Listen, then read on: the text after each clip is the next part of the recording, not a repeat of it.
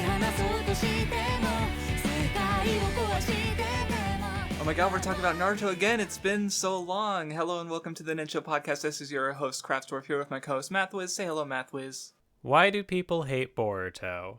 Why do people hate Boruto? Why do people hate Boruto? Why is my video still getting views to this day? I get so many comments, and like this is a video I made in like 2017 when there was barely any material out. Why are people still watching it? Why did it hit the algorithm so well? Make it stop. Oh no, Naruto has some horrible discourse. I thought about it. Maybe we could have gone back and look at the old Naruto comments, because this is still like a continue. This is the first time we've continued a series that we've put down, basically, even if like indirectly, because it's Boruto. It's not technically not Naruto, but honestly, like we've realized, like we've talked about Naruto a lot, since then. Like, and I've talked about it with like other people, and there's just so much like we were different people back then. It's been a while. Yeah. So yeah, I don't feel like going back to those comments when I don't feel like revisiting what we said there, because some of it was probably fucking stupid. I'm sure, at least, especially on my end. Because like I don't know, and so like I even joked last time about like it'd be funny if we were fairer to Boruto than we were, because we were kind of nitpicky throughout Naruto. Though I think it got better. I hope. I don't remember, but anyway.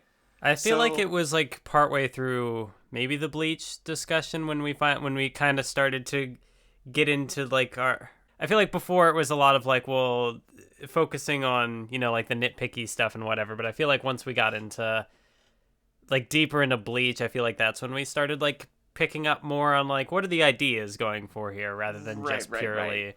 But which is, yeah, exactly. Like we still talk about like how we feel about things and stuff. But, I definitely like want to give the credit to whatever the thing is exploring when possible. So, especially because like, yeah, Naruto, Bleach, and Boruto has a lower score on my anime list than like Seven Deadly Sins Season 3, I think. Like,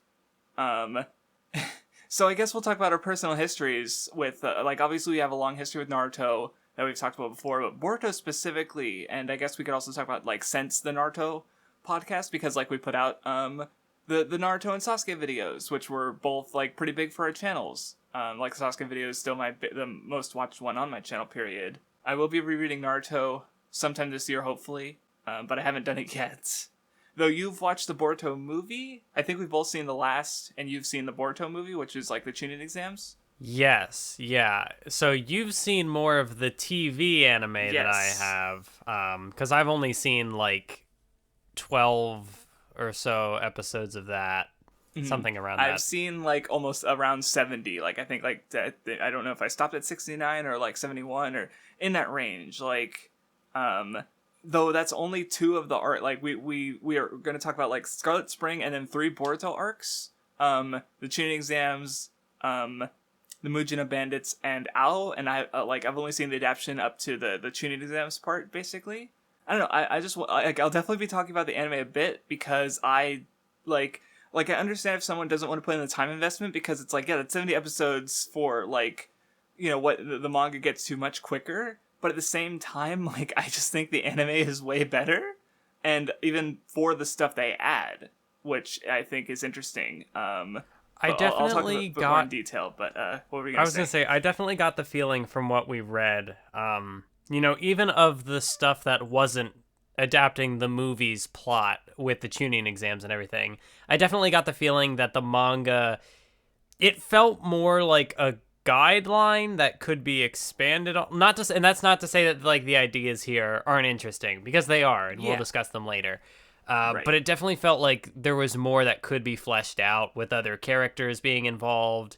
There was one throwaway line. It's where like, in the start of the Ao arc, where Boruto's like, oh yeah, the Mist Village, I went there for a field trip once, and that was like a full arc in the anime, and it was pretty good. There are definitely things where it feels like they're like that arc in particular probably is a little bit of like, here's some nods to the anime, like the character who shows up, who I know is in the anime and has like an arc in the anime. But in the manga, it's just like, oh, who is this? Oh, it's the class rep, somebody who the characters know, but we don't know. And so it definitely feels like the manga, I guess I don't know. I'm not 100% familiar with the I'm whole assuming adaptation. how Like, it, what is the source for Boruto is kind of a Boruto? weird Is it the example, 'cause, manga? like, Is it the... I think it's similar to Dragon Ball Super, where like both the anime staff and the manga staff get the same like guideline from the original authors, Kishimoto and Toriyama, and so like that's where the similarities are. But obviously they're going to take their own kind of like liberties with it. And from what it seems, I'd argue the board, like, if that is the case, this is unverified.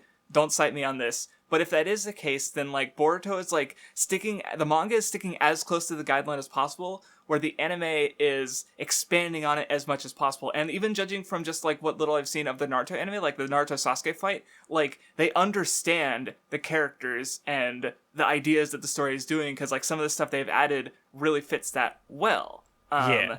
And so like that's why I know, and so I definitely want to give the Boruto anime a full rewatch and catch up, but like I've enjoyed my time with it. Like, yeah, I think I gave it a 6 at the end of it, but now I'm like, well, maybe it could be a 7, just because like it's not amazing, like, and it is really long. Like that, if that's a huge turn off, like I'm not gonna be turned off by something long. My favorite thing ever is One Piece. Like I can't, but I can't blame anyone for not wanting to get into, so.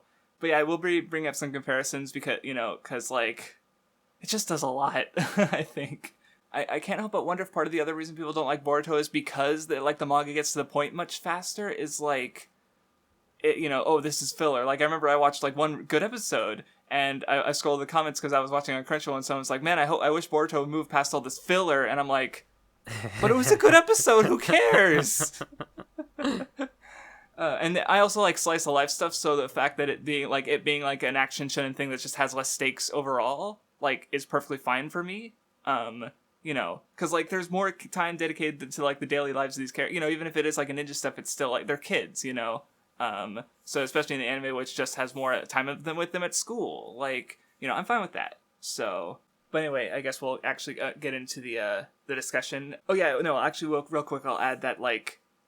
Yeah, I'm just going by the Wikia because it says that the current arc is still ongoing. This I checked, the arc started like a couple months after we finished the Naruto discussion. So like, in other words, since like we've in the time like basically that the arc that's currently going has been going, we've read Bleach, One Piece, Fairy Tail, Rave Master, Yu Yu Hakusho, Hunter x Hunter, and Soul Eater. So just to put that in perspective of how long like this manga takes to come out. So I checked that and I was like, holy shit. And yet it's still faster than Hunter x Hunter. Oh no. Alright, so going into the actual manga, we're starting off with Scarlet Spring rather. It's or they're close to graduating the academy. Like it's kind of around the same time as the last chapter of Naruto. I think it's even called like the Scarlet Spring's even called like +1, +2, like it's, or 700 +1, because it's like, yeah, it's the epilogue almost, but it's mostly a prologue for Boruto, I guess. And then we get some build up with Sarda as being like a little uncertain about things. Chocho interacts with her dad and she's angry, which, God, I did not like Chocho in this stretch of chapters, and I realized why, because the anime just like adds a little bit that just makes it so much better. It's kind of amazing.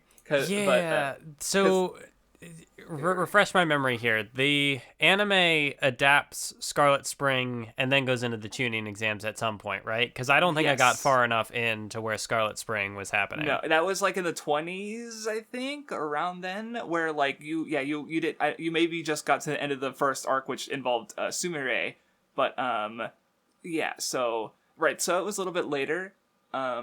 Like, the Sumire stuff definitely happened at the Academy, where this is, like, towards the end of it. But yeah, I just want to say, because, like, just reading only this volume, Chocho just seems, like, really shallow, and, like, she's just here for no reason, basically. Yeah, that was... For someone to talk to Sarada, basically. That was more of, like, the thing for me, is she just didn't feel like she... Because she doesn't really have a conflict. She's like, oh, I'm going to find my real dad, because she doesn't appreciate her real dad. And then at the end, she's like, oh, my real dad... is cool because he can be skinny sometimes. I'm probably I'm understating like, so it maybe, petty. But like yeah, she's just this dumb kid, and it's like it doesn't do anything to make you like like you just look at her and go like, wow, you're a stupid fucking child. Like Sarada has her moments of being a dumb child too, but at least she gets talked to by Naruto and sort of like realizes why she's wrong. Like there's an arc to it. Where Chocho there isn't. She's just like, wow, my fat dad can be hot. Maybe that's not so bad. And it's like, what the fuck? But like, because I would say like Chocho's one of my, like, in general with Boruto, it's like, obviously I don't like Boruto or Sarada as much as Naruto and Sasuke, but for like most of the side cast, basically except for like Metal Lee and Shikadai, I like them more than at least one of their parents, if not both of them. Like, I prefer the Boruto sidecast to Naruto's sidecast after it's just 70 episodes, and like, ooh, because of, you know, some of the things they add and some of the things they go into, like they'll just have a full episode about Inojin, and I like, you know, he doesn't do shit in any of these chapters, but in the anime I was like, yeah, he's cool. So it's like, yeah, it's I like that they're able to go more into things, and the fact that the manga does it, but still has these characters is just like, okay, sure. Like Sumire isn't really a character. She's just there and is a classmate, and you know, and Chocho's just here. Like they're so like superfluous almost in the manga when like so it's just weird, and yeah. Yeah, I definitely. This is also where I kind of get the feeling that like the manga just feels more supplemental, which is where like I don't know if, you know, if they, like you had said earlier, maybe they both get like the same kind of outline and they work from there, or if like the anime does its thing and then eventually when there's material for the manga to catch up to, it will do that. I'm not sure, but the manga does really feel more like it's just kind of it hits the beats of the story and that's kind of it. There's not much, like, it feels like there's more to do. And I guess the same kind of applies to Scarlet Spring, where it's like, I'll be honest, I wasn't super invested in this. Like, it was, I don't know, we see some things happen, and there are some moments, but otherwise it's just kind of like, I don't know, not really. I wasn't really super into it. Yeah, like, yeah, and you know, I noticed some of the same things I had before. Maybe, you know, had a fresh state of mind with some other things, but it's mostly like, wow, I remember that being better in the anime. Oh, I remember that being better in the anime too. Yeah, because for you've already seen this stuff. For me, it's the first time I'm seeing this material. For me, the only time I'm experiencing something fresh is with the later Mujina Bandits and Owl arcs. That's the first time for me. It's just like, I've seen this before, and frankly, a little bit better. Though at least this is the best art we get this stretch of chapters, because we'll talk about the Boruto art when I get to it, because it's so horrifying. But anyway, so yeah, Boruto's, you know, annoyed at his dad, which is a recurring thing. And of course you also have like Shikadai and Shikamaru interacting, and Sarada's just kind of, you know, which, because she, you know, her dad's not around. She barely knows what he looks like. Yeah, there's very much like a thing, where like the characters kind of taking aspects from their parents. Like, it's very much an idea that plays into this, and how like, for Sarada, she's like, I don't know if that's really true for me, and that's kind of her. Yeah, like other people, like I think Naruto says at one point that how she reminds him of Sakura, but like she doesn't know her dad, so she doesn't like glasses are a thing because neither of her parents wear glasses, but Karin does. So she's like, that's interesting. Yay, more reason to focus on Karin. We all know she was the... Of all the complaints we made in the original Nen show, that's probably one that still stands up, is Team Taka, not very interesting. Yeah. I will say, like, you know, maybe this is... I don't know, like, I say this from the perspective of someone who doesn't really view melodrama as, like, a criticism, because I enjoy my melodrama. I like my stories to be dramatic and, you know, really, like, tug at the heartstrings, but this whole... Is Sakura really my mom? Is Karin I don't care. There's really definitely don't. a misunderstanding that happens that's a little like, okay, hold on. Like, fucking Suiketsu, you dumb bitch. Oh man, anyway. But yeah, Sarada is asking questions, Sakura isn't giving good enough answers, and yeah, Sarada finds the picture with Karin, and the glasses, like, they look the same, but glasses aren't genetic, you idiot.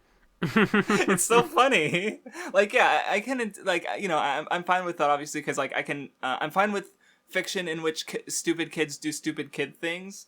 I'm still gonna laugh because it's funny, even though, like, in the moment of reading it, I don't mind, but talking about it, it's like, I can't, you know, yeah, it's a little absurd that this kid is being stupid. Or, it's not absurd, but it's just, like, it's funny, you know? Mm-hmm. That's just, I guess, my personal preferences. Like, but anyway, we cut to Sasuke, who encounters Uchiha Shin, or one of the younger ones who has a Sharingan, and he's like, what the fuck?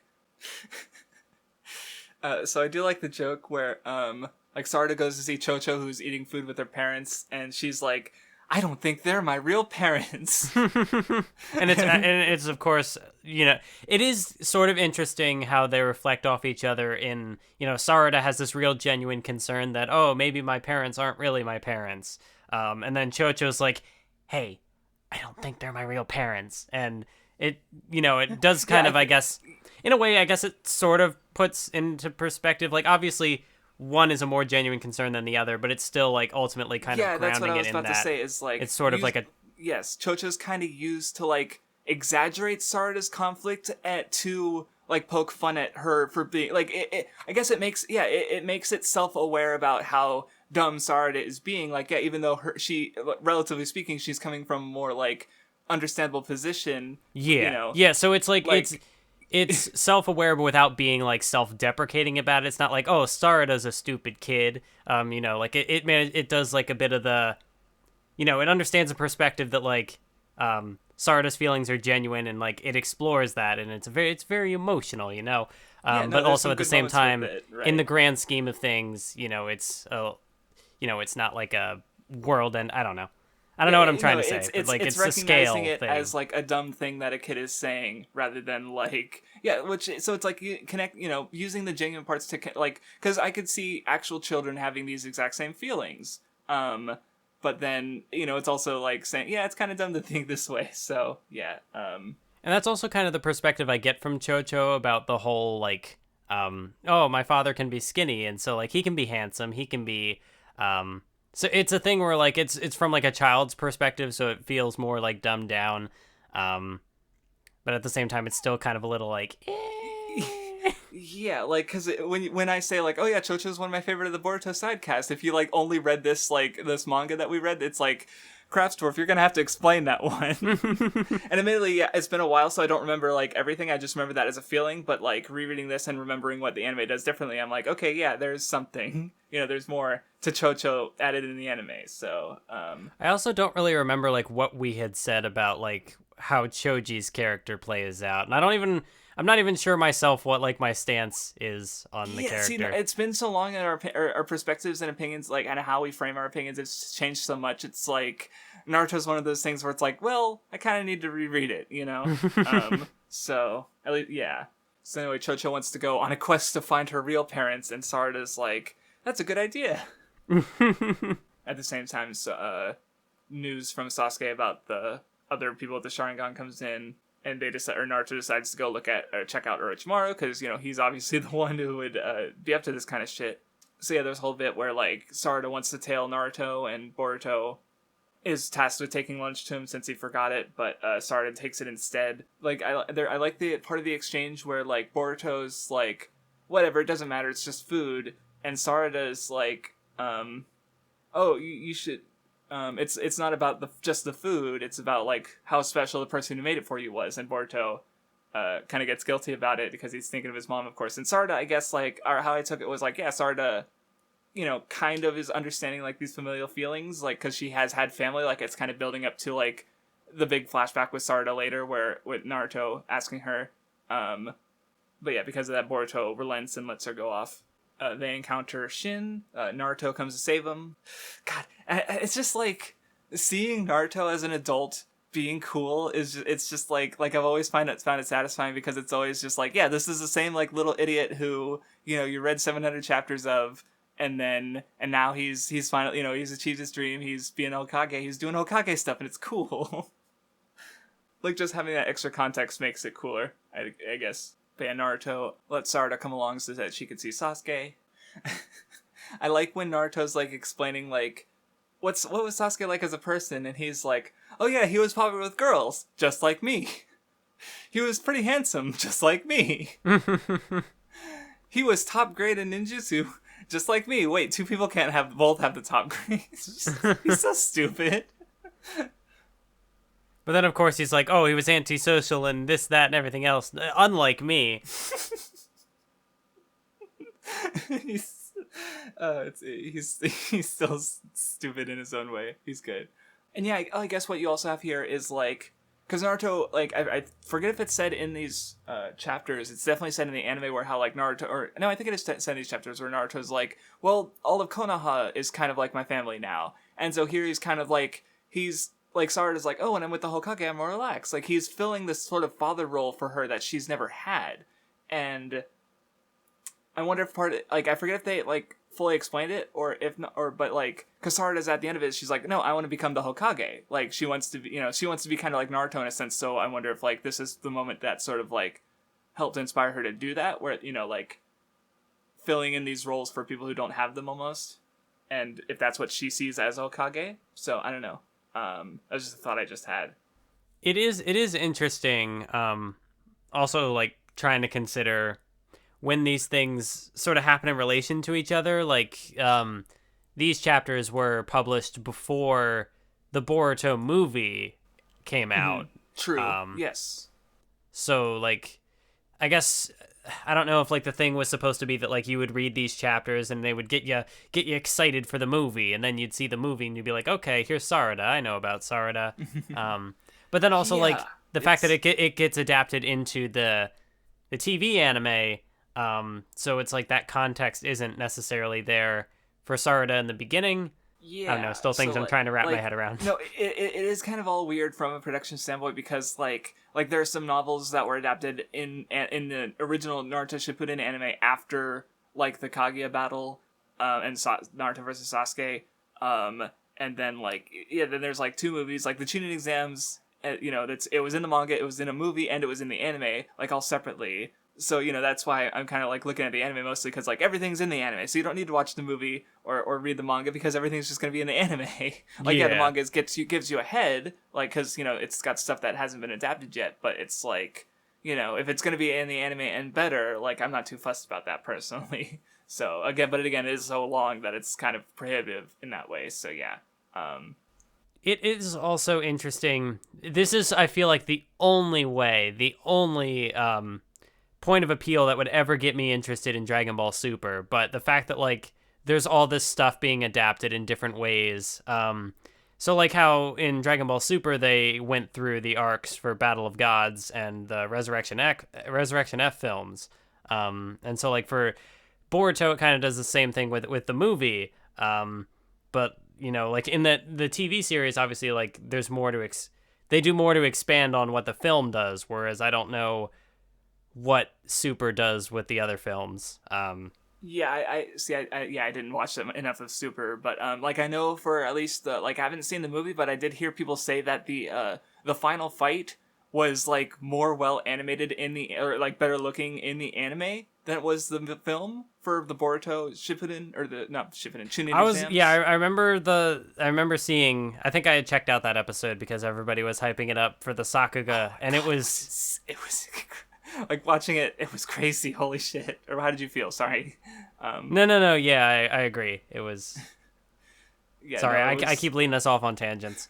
No, it's fine. But anyway, Sarada senses Sasuke, and she goes to see him. Her Sharingan even awakens because they show up because of love and. But this I don't think this got across to me in the anime because there was more time in between, but because Sasuke pulls his sword on her, and in the anime I thought Sasuke, what the fuck? But reading in the manga, it's like, oh well, he just encountered Uchiha Shin, some kind of clone that had the Sharingan, and then he runs into another person who he doesn't recognize who has a Sharingan. He's gonna be he's on a mission. He's not thinking about his family. He's on guard. Why would Sarada be here? There's no reason for her to be here. It doesn't make sense. There's that, but it also shows kind of the disconnect. Yes, he has with the family. Because he's like, wait, you're Sarada, and he's like, oh, I see, and that's kind of it. He doesn't. There's no real sentimentalism here. He's just like, oh, you're Sarada, okay, and he just kind of he doesn't really do much for an apology or anything. He's just like, ah, I see. He doesn't know how to. Yeah. There's one panel where he's his eyes are closed and he looks kind of I don't almost a little guilty maybe, or there is guilt there throughout the scene, but it's not he doesn't I don't know. Like, Sasuke's an awkward boy. He's an edgy boy. He doesn't know how to... Yeah, he doesn't, like... Well, like, he had a really traumatic thing as a kid with his family, and then now and then he's been, like, really distant from Sarada ever since, so he's, like... which in the anime has led to some great moments of him awkwardly trying to be a dad. So, that's funny. Yeah, I do think with like, of all the characters who show up, and, you know, with being, you know, it's supervised by Kishimoto, but I don't know how much, like, the actual character writing, who that comes down to. So as far as, like, characters feeling like themselves, I do think Sasuke is one of the members of the older cast where he's like, yeah, this is still the old Sasuke. Like, he's an adult now, but he still has a lot of the Scarlet Spring still has Kishimoto, like, directly involved. Like, yeah. This one's a little different, but later on, yeah, that's fair. Too, so. But anyway, Naruto comes in and interrupts. Yeah, she asks about Sakura. Sasuke doesn't give a straight answer either, because, you know, like, he's been on these secret ninja missions, and he won't, like, explain that to her. I think maybe also why, I think it's less the conflict itself that, like, kind of loses my interest a bit, but it's more, like, the specific elements that this story focuses on, because, like, Karin wasn't a character I was super invested in. The relationship between Sasuke and Sakura was kind of still uncertain of how I feel on it. So the fact that it is one of, like, the center points of this stretch is maybe what makes it feel a little disconnected. I don't know. No, that's fair. And but what I was noticing is, like after Sarada runs away, it's like Naruto who goes to her first. Like, yeah, Sasuke just can't. Like, like, Boruto gets fed up with Naruto easily, but at the same time, like, he's the more, like, active father role. Like, at least he is there for his kids, even if it's, like, not as much as they would, Boruto would like. I do think this also does do more to, because I think some complaints that people would have towards Naruto is that, like, well, with his upbringing, why would he be such a neglectful father with Boruto? But, you know, they do give the justification that, like, he's, you know, the father to the whole village, but with, like, also, this, like, particular example, you really see that. Like, he's able to kind of take that more, you know, parental role, like, with Sarada, and, like, he's able to talk to her here and kind of, you know, bring her back to reality and kind of keep her from the negative emotions. And so, like, it's a good moment for him as much as it's a good character building moment for Sarada. Mm-hmm. Right. And I guess that was another thing I was going to say is, like, yeah, because, like, how the way things fold out, Sasuke doesn't just, like, yeah, Sakura is your mom. Like, he doesn't just, like, alleviate those fears. But, I don't know. That doesn't bother me particularly, though I can see it bothering some people. Like, because that happens a lot with these kind of, like, misunderstandings in anime in general. People just generally don't like them because it's like, well, why don't you just explain it? And, like, in this case, like, I don't know, Sasuke does try to keep distance from his family, but, you know, so here Sarada's forcing herself in, so. But anyway, Shin attacks. There's a moment where he uses the younger Shin, as a shield. He injures Naruto a bit. No, you know, he's got... that's right, Sakura comes in and beats the shit out of him. Sakura gets kidnapped after, like, they try to talk things out, because, like, Sarada comes up, and Sasuke's like, no, I'm at fault, and then Sakura gets kidnapped, so it's like, well... Can't finish that thought. Oh yeah, and then there's an exchange where, like, Shin's demanding that Sakura heal him and, like, take out the, you know, which it means taking organs out of his kid. And, like, Sakura says, like, well, you were attacking my husband and child, and hold on, I sort of wrote some notes on this. Hold on 1 second. Oh, that's right, because, like, to Shin, like, having, like, him being hurt and his child being hurt are, like, about the same, because, you know, like, they're all called Shin. Like, he just kind of sees them as extensions of himself, which I'll definitely talk about when the fight concludes.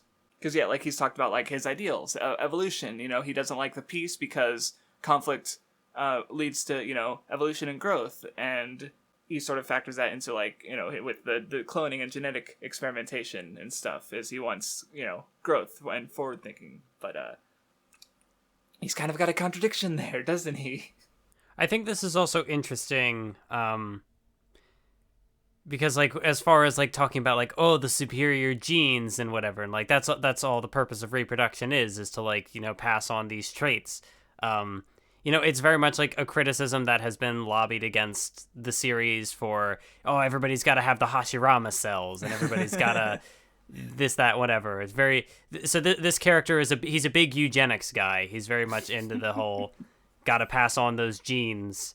But, he's of course the antagonist. He is not he's in opposition to the protagonist ideals.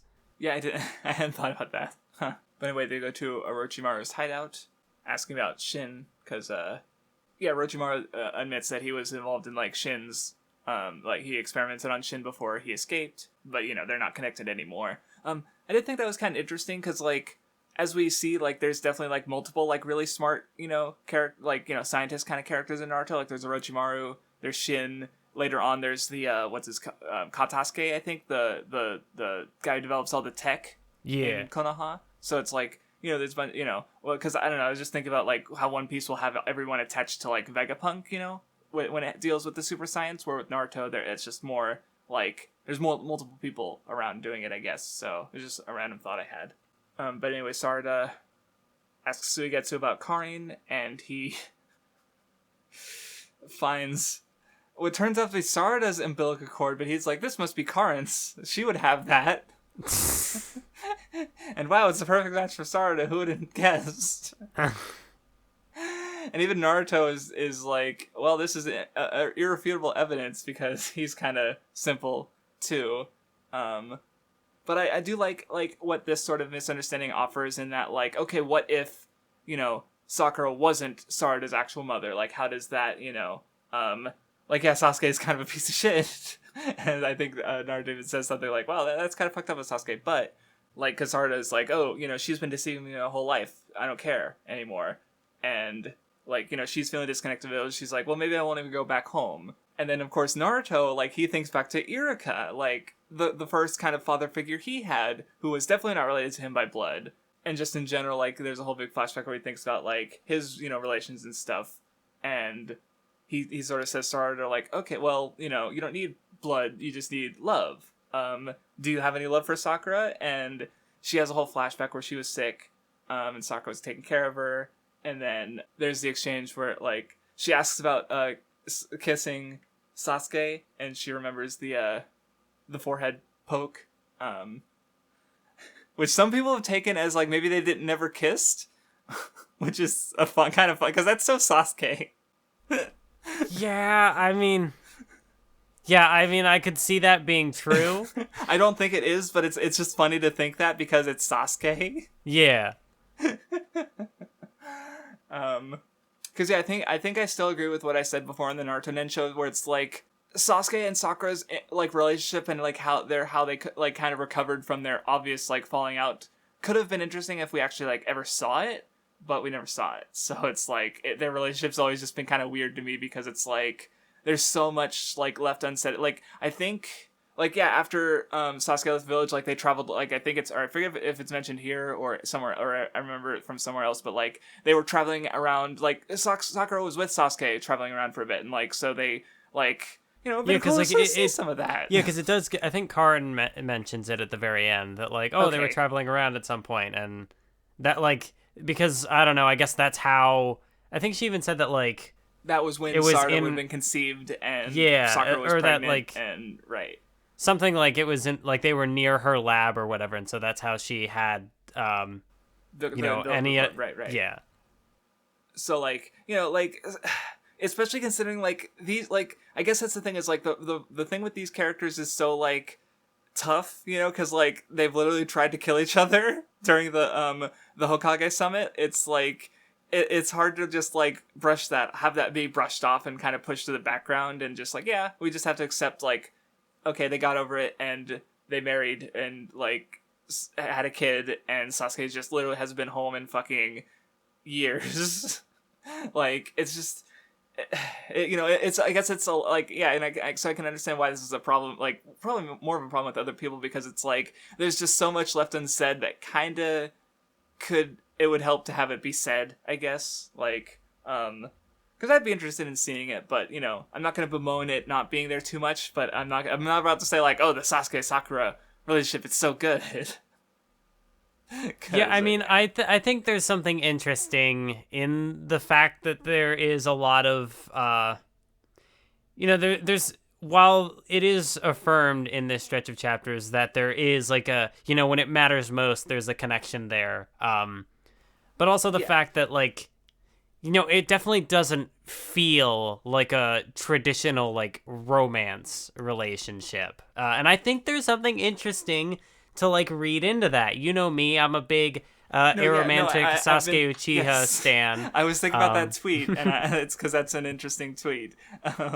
So I do think there is something interesting in the fact that like these two characters who, it's very clear like in the way that they act. Like Sakura gets all like blushy and embarrassed whenever thinking about Sasuke, but Sasuke doesn't really have that. So I think there's something interesting in that there is like there's like a coexistence here in some form, in spite of there fair. Being something of a disconnect there.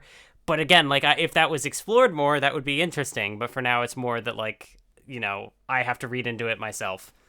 Yeah, I guess that's our mutual thing is like, we're kind of left to have our imaginations, which in itself like leads to interesting like thoughts, but also like it's, a response to a lack of something that I'd say it's like at least like Naruto's not a romance manga, but like it's pretty like I don't know, I'm not, like I said, I'm not gonna boom on it not being there too much, but it just be like it's just a novel, just like give the anime a little filler arc, do something. Where was the spin-off movie? We had Naruto the Last for Naruto and Hinata. Where was the spin-off movie Sasuke and Sakura the Last? Yeah, no, like there's avenues that we could see something like that, but I guess we just never will. So, oh well. Maybe there was like one of these novels or whatever written at some point that digs into. I don't know. Yeah, no, I would hope so.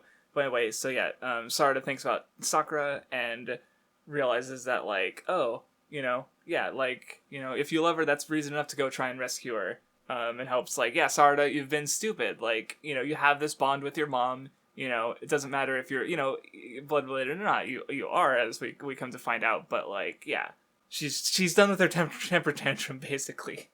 So anyway, once Sakura gets information, she's about to fight. The others go to the rescue. We get a big old fight. Well, no, actually, we don't get a big old fight because Shin immediately gets fucking stabbed by his children. So actually, this made me think about something because you notice a lot. Like I won't go too much into it here.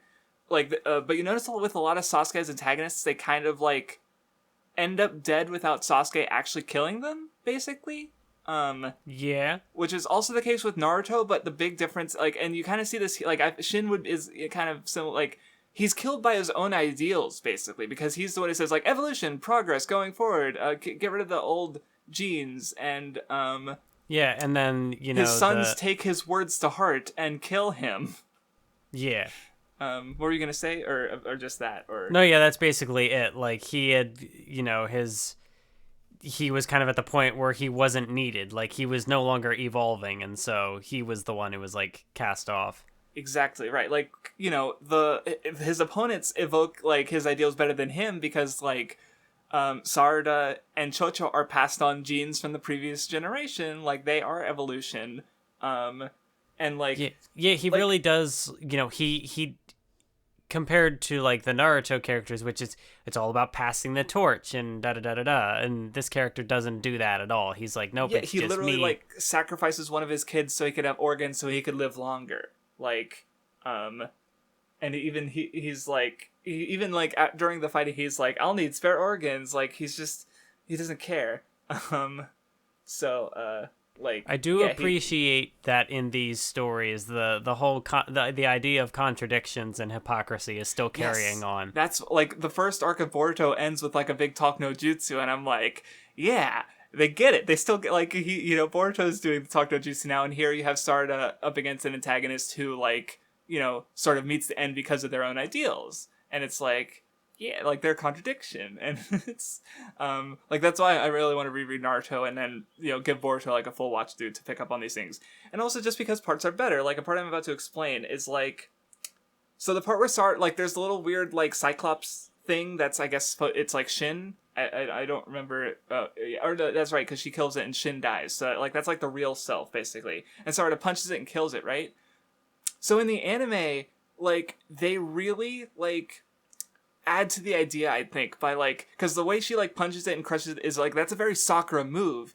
And, like, they even give it, like, a lot of, like, bombast and animation and stuff when it happens. Like, it's a big moment in the anime when she does that. And she also is using her Sharingan. So it's, like, she's the evolution of her two parents, and that's, like, evoked in when she beats Shin, basically. And, like, that's not really pronounced here in the manga, where it's just, like, she punches it, and, like, it's still there. I really did get the feel. I thought there was, like, a little moment afterwards where she just kind of like, huh. Like, I thought there was a moment where I kind of got, like, the idea that, because obviously, you know, with the idea of, you know, we find out later that I can't even words. My brain is dying.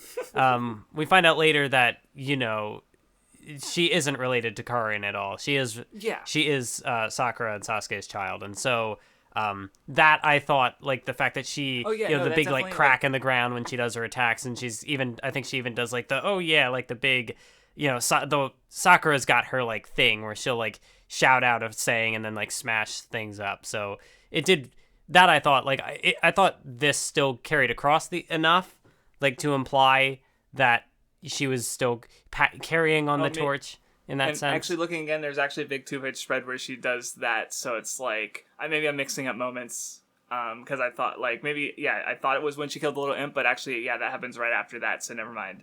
Okay.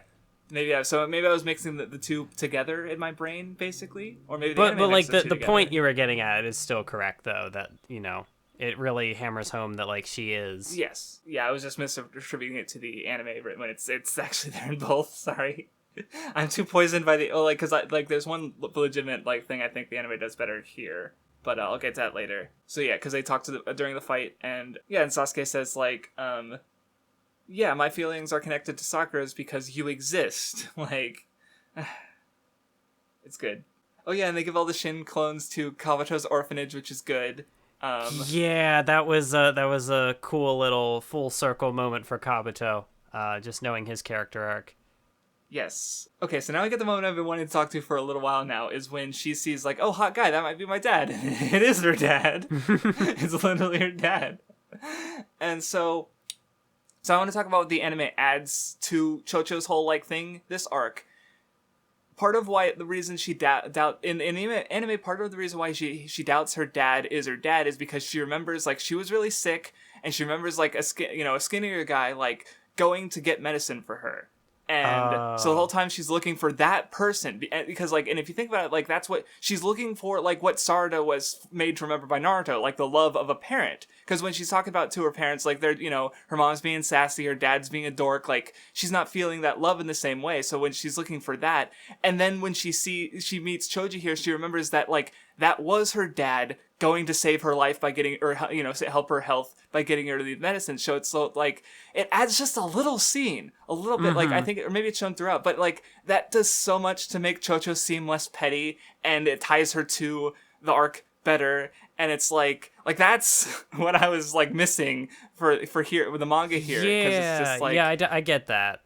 That like, makes a lot of sense. And that's what surprises me about it, because it's just such a small little addition, but it does so much for Chocho, I think. So it's like I said, I really miss that here. Even then, like, from the perspective of, you know, like, she definitely did have, like, a fixation on finding, like a hot guy, like a hot skinny guy who was like, you must be my parent. So, like, the fact that, like, you're saying there's this scene where, like, that is this person who, like, helps her when she was sick. So, like, it adds a little more, you know, it's like a small amount, but, like, it adds a little more to, like, this is why that is what she is specifically looking for.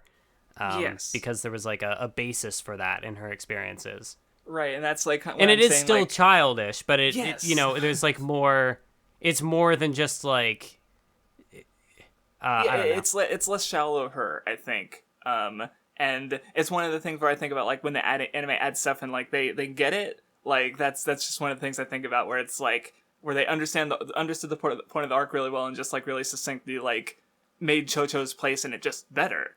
I think, personally. So it's, but anyway, moving on. Sasuke's, like, they eat dinner, but he leaves pretty quickly, and gives Sarada the tap on the forehead. It's cute. Yeah, I do think it's interesting that the forehead poke has kind of, it gets sort of recontextualized, because before, whenever Itachi would do it to Sasuke, it was, it was kind of like a point of condescension. He's like, oh, not this time, next time. Yeah. But then, I guess at the end of... yeah, you're right. When they're able to finally reconcile, they do like the forehead, I don't know, they like touch foreheads, and it's like, it's a very like somber goodbye. And so then now Sasuke is kind of like, the torch was passed on to Sasuke, if you will. And now whenever he does it, it's not as like a point of condescension, but like, I'll be back. It's not like a... No, you're right, because I hadn't thought about, like, because back when we first did Naruto, I think I was saying like, that's weird, because Itachi was doing it for condescension. It's kind of weird that Sasuke would do that too. But like, Sasuke, he's doing it as like a love almost in his own way. Like, he's sort of taken that thing from the old generation and like improved on it, you could say. So it's like, I hadn't thought about it like that, because that's pretty good. But anyway, Sarada talks about how like she wants to be Hokage, and like... Oh, that's right. Another thing that I had been thinking about as far as like their relationship goes, I'm seeing it now like at the end of the little volume here, but like the fact that they didn't even have like a family photo, like it was it was a picture of Taka, and then Sakura just like put in these little photos to cover up everybody else. But then at the end of the volume, you see like an actual family portrait, and it's like, oh. Yeah. It's cute. And yeah, there's also the bit where Karin bitches at Suigetsu for being stupid, and it's like, that's... and explains, the thing we like I said, we already talked about it, but it's it ends. It was fine. Good little arc, I suppose. Okay, so do you want to talk about the Boruto art now or later? I will say at least that like as it went along, it was easier to kind of adjust to, I guess, like there are still things I have against it in some regards, like as far as certain character designs, but yeah, might as well. We'll talk about it now. Yeah. Like, part of it is definitely jarring in that, especially, like, reading Scarlet Spring first and seeing... Kishimoto's art style, more or less. Like, yeah. Like, even though, like, Kishimoto does... it's like one of the first things mentioned in the first Boruto volume, and, like, the little author insert that, Kishimoto would have help from his assistants. So there was a degree to which, Naruto wasn't all Kishimoto's work, but at the same time... there is a noticeable shift going from Scarlet Spring, and not even just like in the way the Naruto characters are designed, but obviously in chapter 700 and then also Scarlet Spring, you see like Kishimoto's take on the Boruto cast, and then to see Ikemoto's portrayal of them at first, it is a jarring switch. Yeah, like I think maybe the most jarring ones are probably Himawari, who kind of looks like a goblin sometimes in the manga. And I'm sorry, it's just true. And Inoji, who kind of looks like I thought it was weird, like, flipping back through for the reading, is like in Scarlet Spring he looked like closer to what I was used to from the anime. But when reading the Boruto, because, he only shows up, like, briefly. But when I was reading the Boruto manga, he just looks like a very normal kid and not like Inojin at all. And I'm like, you look like a background character. Why are you with, like, Shikadai and Chocho on their team? Like, those were all the weirdest ones for me. In general, like, the faces and something about the expressions just looks really, like... off a lot of the time. Yeah, like I'm looking at the chapter 1, what I imagine was a color page, and I'm looking at it and I'm like, everything here looks wrong. Like, what is the face Sarada is making? And I'm like, it's interesting because like in an anime, like I guess it depends for anime too, because like there's a degree of consistency you'll see across character designs, but also like depending on who's working on it, there will be little variations on it, but for the most part, like the characters look like they have like a look, they have a character design sheet you're kind of going off of, and so there's a degree of consistency to it, but so seeing like Ikemoto's original, I definitely think like by the end of the Chunin exams stuff, it hits more of like, it feels like he's finally like coming into his own as far as like, or I don't even know if I'd say coming into his own, because maybe it's just more that eventually things looked more similar to how they were with Kishimoto's art style. So I don't know. But there definitely was like an okay. adjustment period with the art. Yeah, because like I think even by the end of this reading, I still wasn't like huge on it. Like it, because like I said, it just seems off to me. Like I wonder if it's like because he's like trying to replicate Kishimoto's style instead of doing his own in a sense. Maybe, but at the same time, it also looks like distinctly not Kishimoto. So I'm not even sure like what he's aiming to do. Yeah, like even by the end, like I don't know, there were certain characters like I think I kind of like yeah, I definitely understand what you mean by like by the end of the stretch, things still kind of looking a little awkward. It's interesting for sure. Yeah, like yeah, the anime like I'm not sure if I'd say like oh the anime has better art because like obviously a manga drawing like has a lot more time put into it than like a single frame of animation, but like I do think the anime just looks a little bit more visually appealing. So yeah, I'll just leave it at that. There are it's funny because when we got to some of these, like I remember there being discourse about the art, and when we got to the chapter 19 cover page, I'm like, oh, I remember seeing people talk about this and comparing it to Kishimoto's art, and it was an interesting time. This is like a case where I'm rarely like involved in like the greater discourse, so the fact that there's something I remember, it's like, oh, interesting, but yeah, the only thing I think I really am not a particular fan of was the change in Sarada's character design, where now her jacket is open and she's got like the tape or whatever that is. I'm not a fan personally. I just don't think it looks great. I liked it better with it closed. It just looked more fashionable, but that's my nitpick. Let's stop talking about the art. I don't want to look at it much longer. Let's focus on the words.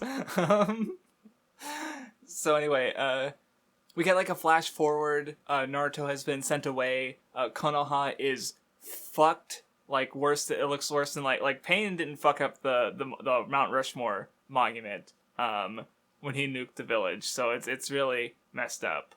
Boruto's fighting Kawaki's. We have no idea what's going on. Well, see, now we actually have a little bit better idea what's going on because like now I'm recognizing that Kawaki's has like the markings that Boruto is getting later on, and Boruto has them too. Like this has happened so far in the future, like what we don't even know. But like obviously Boruto hasn't gotten the eye scar yet, or at least up to where we've read. He's gotten the headband, but it's not slashed the second time. So like I don't know. And I guess there's also the line where like, oh, the age of shinobi is over, but Boruto's still a ninja because like Sarato's kind of mentioning that a bit at the start of Scarlet Spring, and Boruto's talking like, oh, back then I couldn't care less about being a ninja. So it's like I guess that's kind of like what the series is aiming to do is like, because like yeah, the times have changed. Like I think that's like just.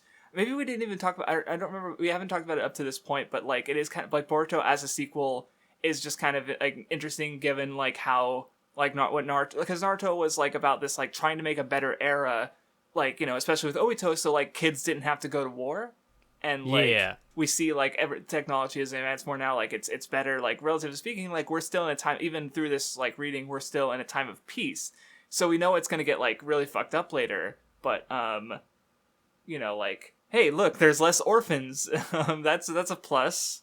In the cast, like actually all the cast pretty much has parents. Yeah, I guess that's interesting. Like as far as a potential criticism against the series being like, oh, the characters are just, they seem to be carbon copies of their originals, but also like from that perspective that like the fact that they have parents to begin with that we can like reference back to, as opposed to a lot of the people in Naruto's era.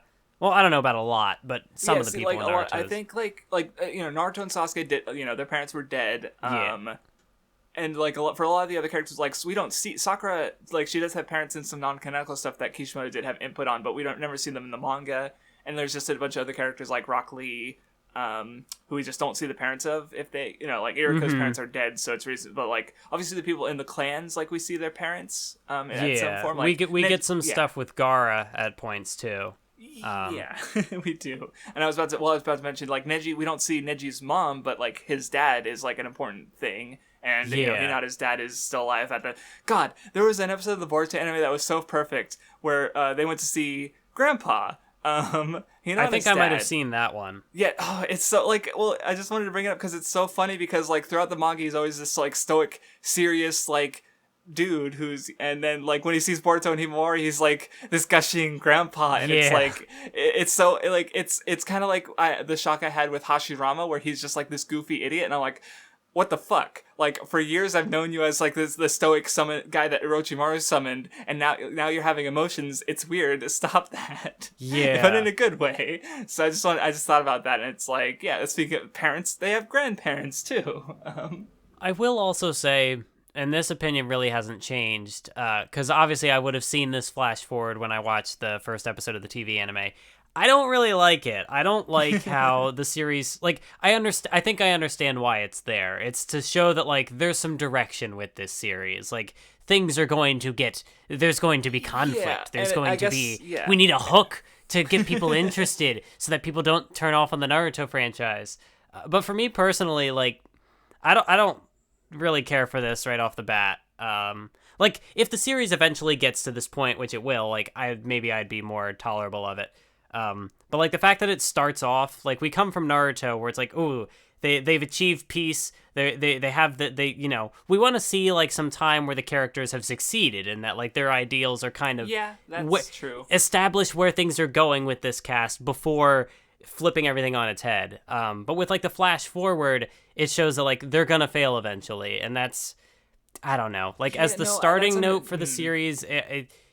You know, maybe there's pros to it. Someone can explain it to me, but I mean, you know, like up to this point, I haven't been. I would say, because like, yeah, a lot of it is like lower tension, lower stakes than the end of Naruto, which like, it kind of like, because it's like following this new main character, it does kind of go back on the power escalation of it, and like maybe the people they're like, oh, that'll decrease interest for people, so they have to show like, serious stuff will happen eventually, so that like that's like. Like, but again, we probably don't need that, because like we're invested in Naruto enough that like, you know, I'm sure we were all like, you know, even outside of the Nen Show, we're probably gonna go through Boruto at some point, you know, like we both started the anime on our own, and like again, I like slice of life in general, so like it not being like the highest stakes isn't gonna be like a turnoff for me, so I don't need this like flash forward of things getting serious. It does help me to like mostly, you know, like. You know, I anticipate like, oh yeah, when it does get serious, it'll probably be cool, because like, you know, because like I said, I like the side cast better than I do the Naruto side cast, and you know, like Scarlet and Boruto are fine, you know, so it's like, you know, oh yeah, I wouldn't mind seeing like you know, I mean, you know, it's kind of the same thing again, where these kids going, you know, having to deal with war and stuff, but like I'm sure, you know, it'll do enough on its own. It's already done stuff on its own, I think. So I don't know, like not necessary, but like. I'll live, at least. Mm-hmm. So. No, yeah, it's not like a deal breaker for the series, because obviously I am interested in the series. I like the ideas it's putting forward, but the fact that it starts on this note, it, you know, little nitpick. Yeah. So Boruto's angsty about his dad, not paying enough attention to him. He's already a genin by this point. Like, there's a mission they do with Konohamaru. I do see. I will definitely be interested to see, because I know that the TV anime changes some stuff, but I didn't watch it all, so I don't know what happens. But from the perspective of someone who has seen the movie, I'm surprised at how much of like a shot for shot. Like it does. I thought because this was like the foundation of the manga, there would be like more. Because I know the TV anime expands on some details, so I thought that the manga version would. You know, set up some character arcs or something, like set things for other characters to do in the future. And it does a little bit that the movie doesn't have. Like, there's some stuff with, I think his name is Shinki, the Gaara, his adopted son thing. I don't remember specifics, but I'm pretty sure he definitely had more stuff in the anime a little bit. And but I know, like, the manga does kind of hint that there's something there, because he wants to, like, protect people, but he's not able to confront this big bad. But for the most part, it is a lot of, other than like the ending, where obviously there's more with like Boruto's arm and whatever, like setting stuff up for the future. But for the most part, this is just taking from the movie, which, you know, I like what the movie does, don't get me wrong. But like you were just hoping for more, basically, like than just literally the movie? Like. And it is tough. I understand it. I don't remember if I ever talked about this in video form or not. But, you know, the fact that, like, Kishimoto was, like, involved for the screenplay. So, like, the way the structure of this Chunin exam was made was for a movie. So a lot of the conflicts the characters face are rather simplistic. Like in a video, I jokingly referred to the Forest of Death as Capture the Flag on steroids. Well, here we just have regular Capture the Flag. It's a lot of things that are easy to understand and kind of easy to get across. Yeah, that's fair. Because, with the Forest of Death in the manga, they had the time to expand on, this is how it's different, and then, have Orochimaru come in and fuck everything up, They can't really do that here because it's you're right, it's a movie, so... Yeah, and when the structure of the, when the format was set up to be simplistic enough to carry across in a film, I could see there being some complications and how do we expand on something that was set up to be kind of more simplistic and more streamlined for the sake of fitting everything that the Boruto movie covers. Which is obviously this whole arc is present in the movie. And so, for the movie, I don't really have gripes with it because it's very Boruto focused. It's very centered on his character the movie. Arc. Of course it's going to be. Yeah. So, when a lot of the supporting cast doesn't really get much to do or much development, I don't have really a complaint against the movie for that because I understand there's a limited runtime, and I liked that, the movie knew what it was going for. It was very focused on Boruto's story and, only kind of setting up as much as was necessary to kind of flesh out Boruto's character. And so, the characters kind of being sort of, they're descendants of characters we're already familiar with. That's a kind of a shorthand way of, giving us an idea of who they are. So, with the TV anime, that there's more to expand on with those characters. That's what I would expect because... now we're talking about a full anime or a full manga, a full story. There's more to do. So I'd imagine that there would be more, new material to kind of flesh out this arc more as, make it a little more grandiose, add a little more forward-thinking kind of stuff added into it, I guess. Can you tell I've been thinking about this for a while? No, it's fine. I was just checking my notes, and it looks they do add stuff with the other characters. I have one episode that's, it seems to mostly, I have all my notes on Chocho.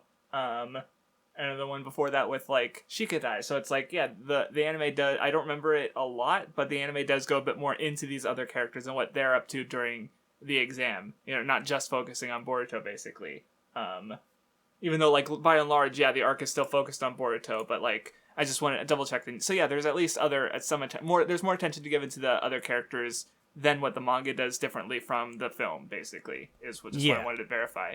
And I think that this is kind of where, a large part of why I feel like the manga just kind of feels like supplemental material. It doesn't feel like it stands as much on its own. Because, even up to this point in the current, what we read up to, I'm not really feeling much of an attachment to, Sarada's character or Mitsuki's character. I don't really know much about them. And that's where, the slice of life material in the anime can get me invested.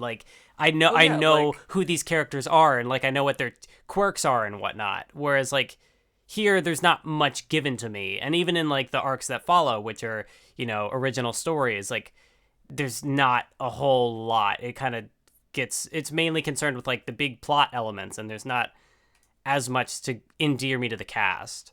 No, yeah, actually, because, think about Sarada is, I think she's my favorite character of, the Boruto, younger generation, because, she's a better version of Sakura, and also she's, Sasuke's child, who's, my favorite character in Naruto, so, but, the episode that really got me endeared to her made me go, I think this she's my favorite, it was very much a filler episode where, there involved, a lost teddy bear, and she was trying to return it, and there was other stuff going on, but I would, that was the episode that I went to the comments and was man, I'm tired of all this filler. Well, that filler episode, endeared me on this character more than, the reading has done for you. This, including a whole arc about that character. So it's no, I agree, I totally agree, basically.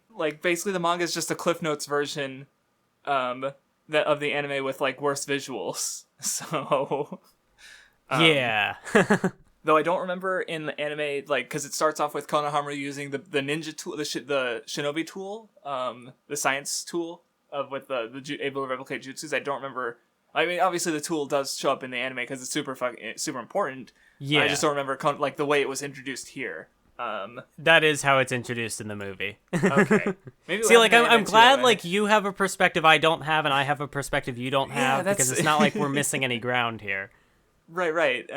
So, I mean, I could have just forgotten, but, and also there's, Katasuke, he comes in and, he's, in contact with Boruto, and as it turns out, he's also, like, mind-controlled, or hypnotized, which is even more important later. Because, like, there's a part, especially in the final of the battle, where he just, like, comes in to ruin things, and I'm like, you stupid motherfucker!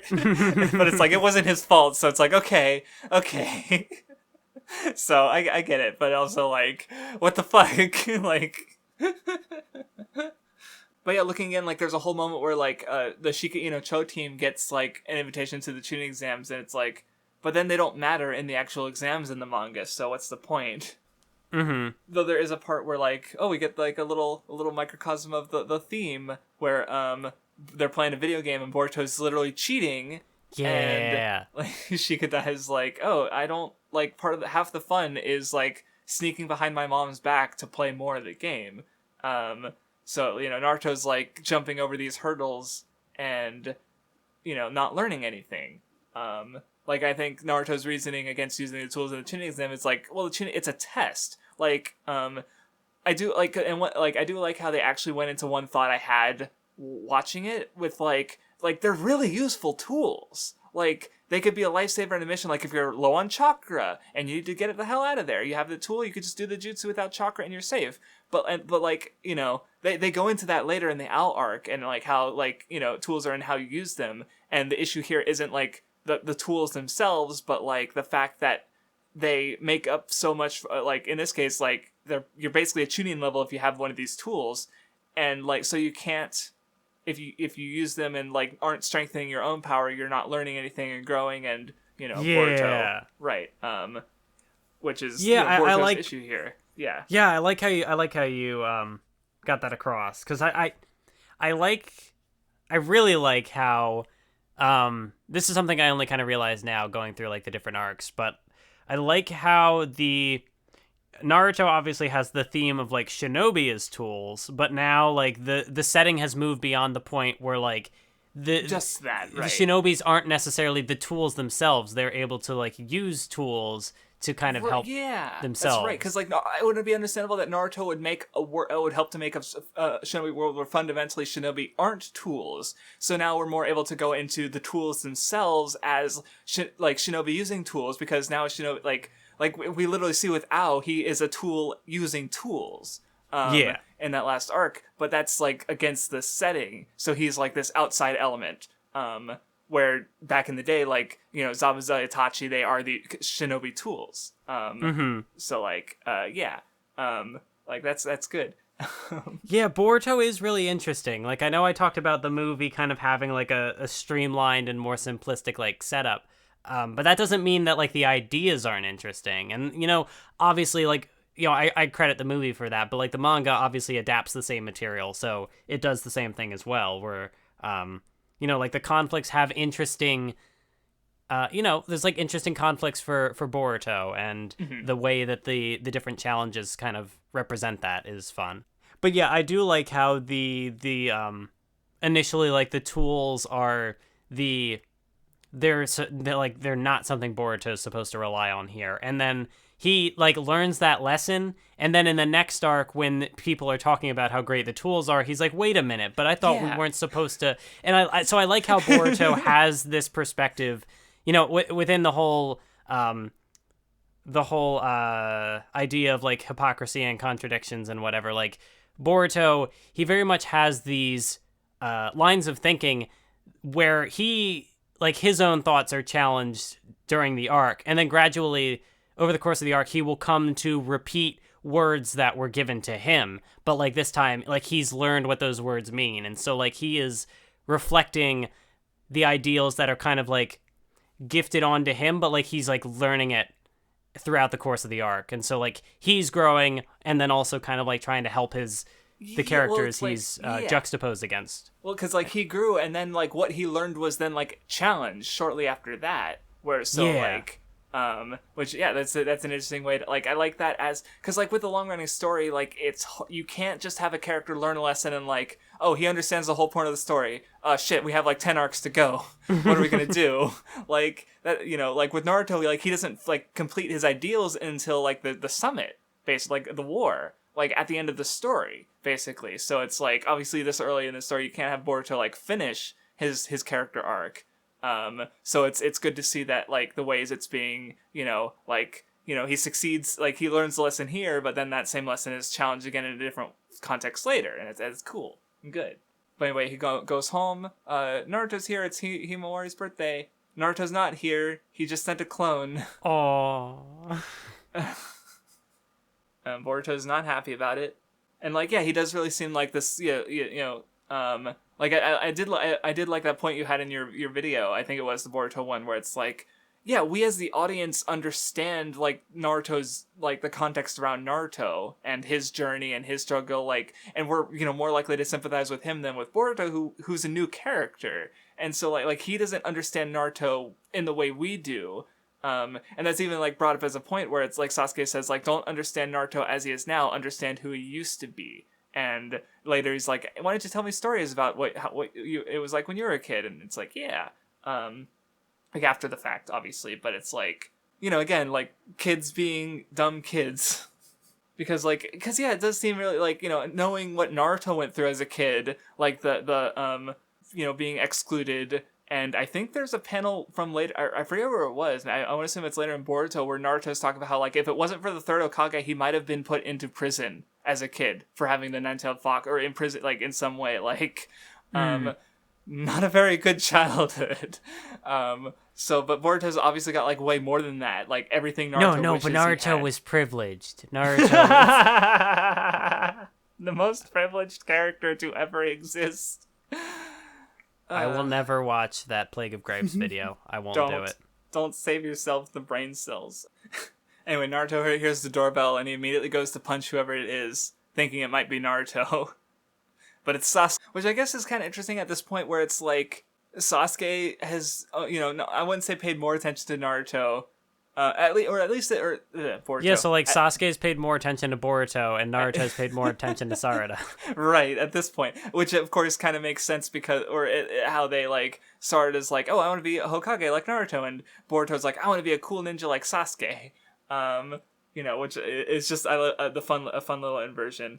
And I will say like because obviously like my first experience to this set of events was before I had read Scarlet Spring. So like coming back to it now, and kind of just seeing how Sarada acts with Sasuke, there's more context to it. It definitely feels like there's more of a, I don't know, because before you see it and it's just like, oh, okay, that's Sarada and that's her dad. Yep, they are characters. But with like Scarlet Spring, it's like, oh, okay, so now they're able to, you see that like Sarada has kind of grown to be a little more comfortable around her dad, and like they can kind of banter back and forth a little bit. Yeah, it's nice.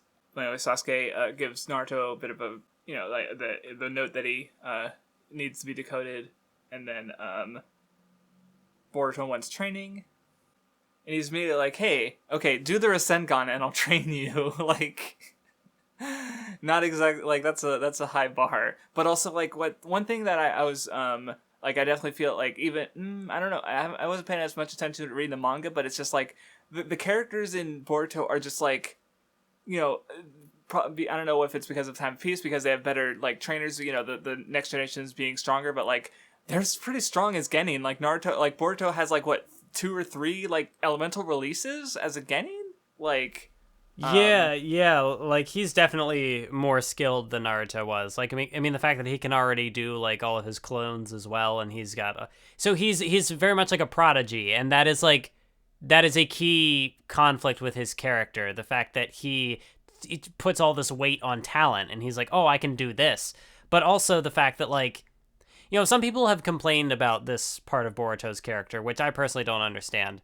That, like, he has all this talent, he's so strong, but yet, like, he has to cheat to do things. When really that's kind of it's the point, like, he has all this naturally given strength that he doesn't really work for it. And that's what all gets called attention to with like the dirty clothes, which I really like that motif. I love that motif, like in the in the movie where you see Naruto's like jacket and it's all torn up, and then of course Boruto's is like squeaky clean. But then when he really starts to work for it, it gets dirty, and it ends where like he's got the scratch, but it's like just kind of sewn together, and he's got like the battle scar on his clothes, so like he's more it's the sign of like taking on that lesson and like it being physically represented. You're right. That's good. I didn't realize that. Well, because like I know I noticed that like they mentioned like, oh yeah, Naruto's clothes were dirty, but like his are squeaky. I noticed that, but I didn't think about it that much. But so that's good.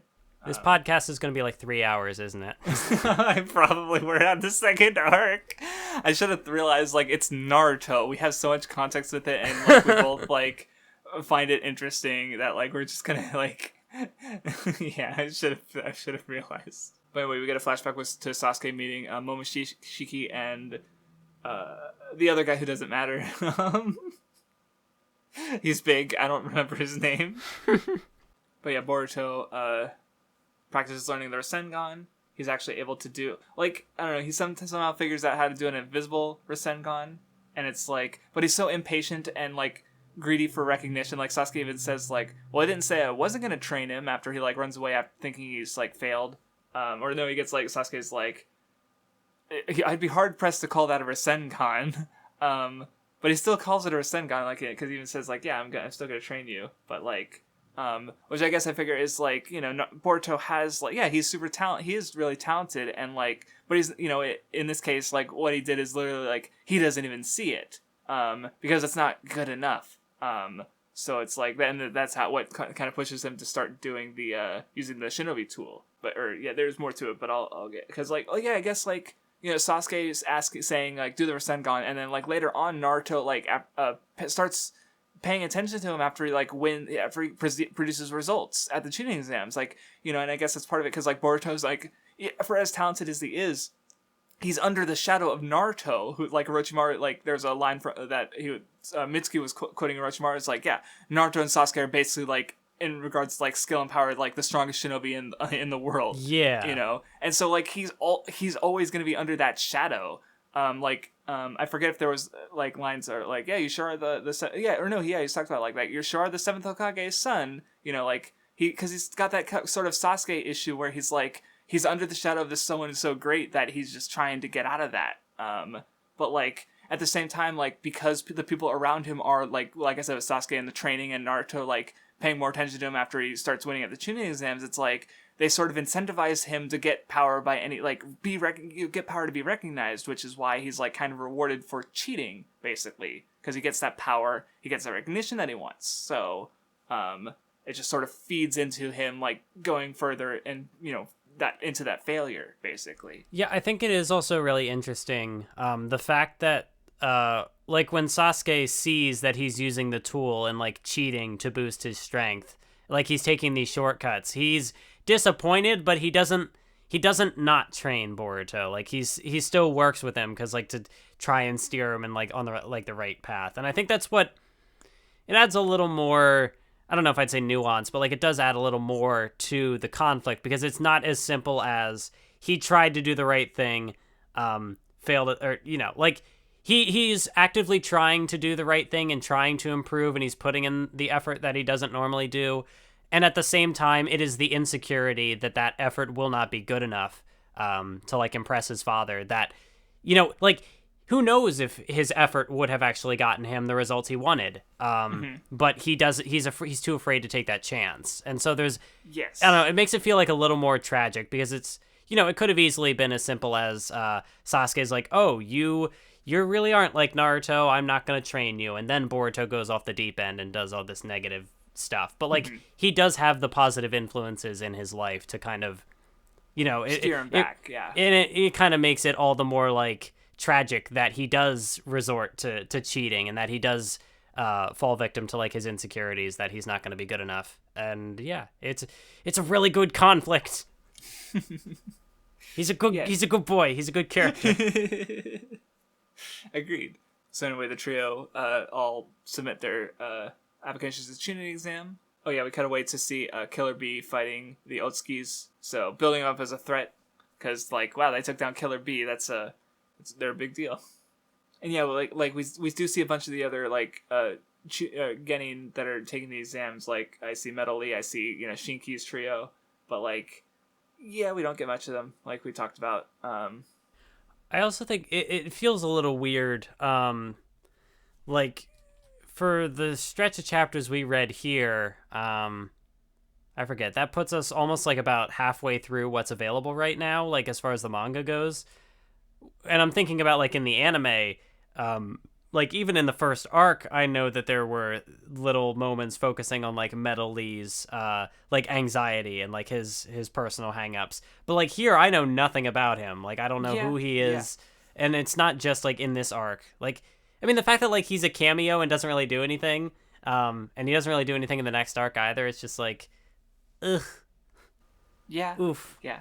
So anyway, on to the first part of the Chunin exams, the yes/no quiz.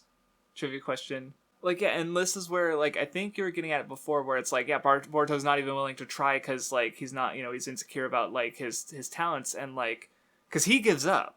Like, that's, what's really striking. Like, they get the wrong question answer, that he falls, and he's like, oh, this is it, we're done for, it's over. Yeah, but there's even the moment where he thinks about, like, he kind of reaches for the tool, but then he doesn't use it, and because, like, he like even though he's failing, he's like still kind of like trying to do the right thing and not cheating to get himself out of the situation. Yeah, well, like because how I saw it is like basically like yeah, he has he could probably have gotten it out of this situation in some way. He just like because he can do shadow clones, he can do like I said a couple elemental releases. He has the device, so it's like he could have gotten out of that, but like this, he assumed he'd already failed. And he gave up. Like he doesn't have like I think we talked about this with the solar thing. He doesn't have the try attitude, Yeah, like, he doesn't do like the morally wrong thing of cheating, but he also doesn't do he does nothing. Like even in this case, like I would say because at least cheating is like he hasn't given up yet. He's still gonna try because like he can't really like later on when he's cheating, it's definitely wrong because he's not using his own skill or abilities. But in this, case, he's like, at least like trying to win. Yes, like skill or like skill or cheating. abilities aren't like the point of this one isn't skill or ability. It's that will to try, which he doesn't have. So like at this point, like he's basically already failed the exam. Like meant like as like thematically speaking, he's only got like he only gets through because of his allies because they won't give up and they won't let him fail.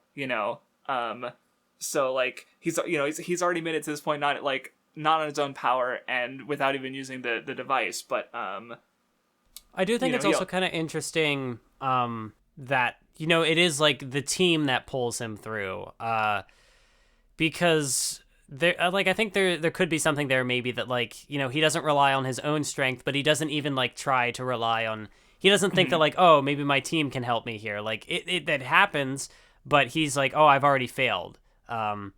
Which I don't think there's much that's been touched on of that yet, and I would kind of like to see it. Like that he's made all these points. He's made all these points about like getting by on his own strength, but a lot of the. Even like with Naruto, the core thing was like the 3-man cell. So it'd be nice to see like maybe a bit of a teamwork theme coming up later. I don't know. Yeah, because like I don't remember a lot from the anime, but like in general, there's like Mitsuki has this thing with Boruto, like Boruto's the son, which kind of comes up in the one bonus chapter. He and Sarada are kind of like a bit like they're not really rivals in the same like they do have like they're people like you want to become Hokage, right, Boruto? And he's like not really. It's more like the Gon and Killua quote unquote rivalry. They're more just like friends. Yeah. But they do push each other to better themselves. But yeah, you're right. Now that you mentioned that, I'd definitely like to see more of their dynamic explored. But maybe it's happened in those episodes I watched. I just don't remember it very well because, like I said, it's been a little while now. God, it's been over a year because like when I caught up to like episodes like 69, 70, like that was the last completed arc.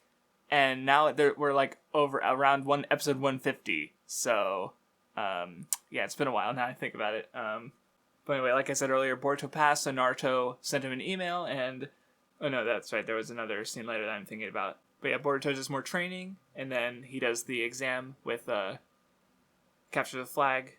And, he's losing, so he uses the gadget to win. I was a little disappointed because the moment does come up later, but the tone of it is completely different because There have been like little hints that like there's maybe like a romantic thing between Boruto and Sarada, or that there's like something. I don't know if romance is even the word, but like there's like an interest there. There's a scene in like the movie which does show up in the manga, but the tone of it is completely different, where it's like, oh, your eyes are bluer than the seventh's. And Boruto just has like this cute little like blush, and I like it. But in the movie, or not the movie, in the manga, it's like it happens after everything goes down, and it's like, oh, dramatic. These blue eyes will cause you death. Something. I forget the quote. No, I was like, no, you took away my cute little moment. That's true. You're right. But I was gonna say, because I was like, I noticed like, because I'm pretty sure that's got to be 1010. She's like, oh wow, Boruto didn't even do hand seals. He is the son of the seventh Hokage. It's like, like his talent is, and because he's Naruto's son, like that furthered into how like he isn't being recognized, because like even if he had done that actually amazing thing on his own, not with it the wouldn't cheating, be it's like wow, he did it. It's more just like, wow, that's expected. Right, which is again going back to like what Sasuke got, but from his dad about Itachi. Oh yeah, that's actually good. Considering there is like supposed to be parallels between Boruto and Sasuke. Right. Because like that's the guy he aspires to, so that's cool. So it makes sense that they'd connect. Well, like one thing I was wondering, like I'd have to reread it and see if I noticed is like, because you were talking about like Sasuke noticing Boruto cheating, or I think you said that, right? Yeah.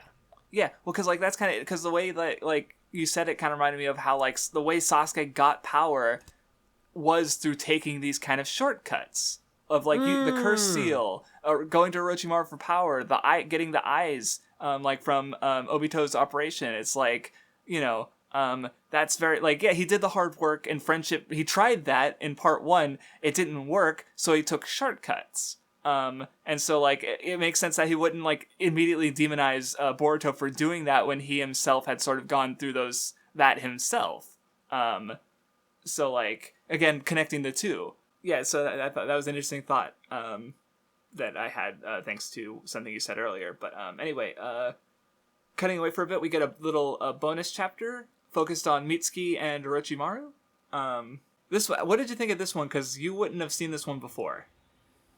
I think I actually did read really? this one shortly after we finished the Naruto Nen Show, but it's long enough that like it wasn't. I don't really remember much of it. Because I remember the anime episode of this one, but I'm curious as to because like we get this whole sort of like story about like, oh, we got this guy who he steals memories. He had your memory stolen.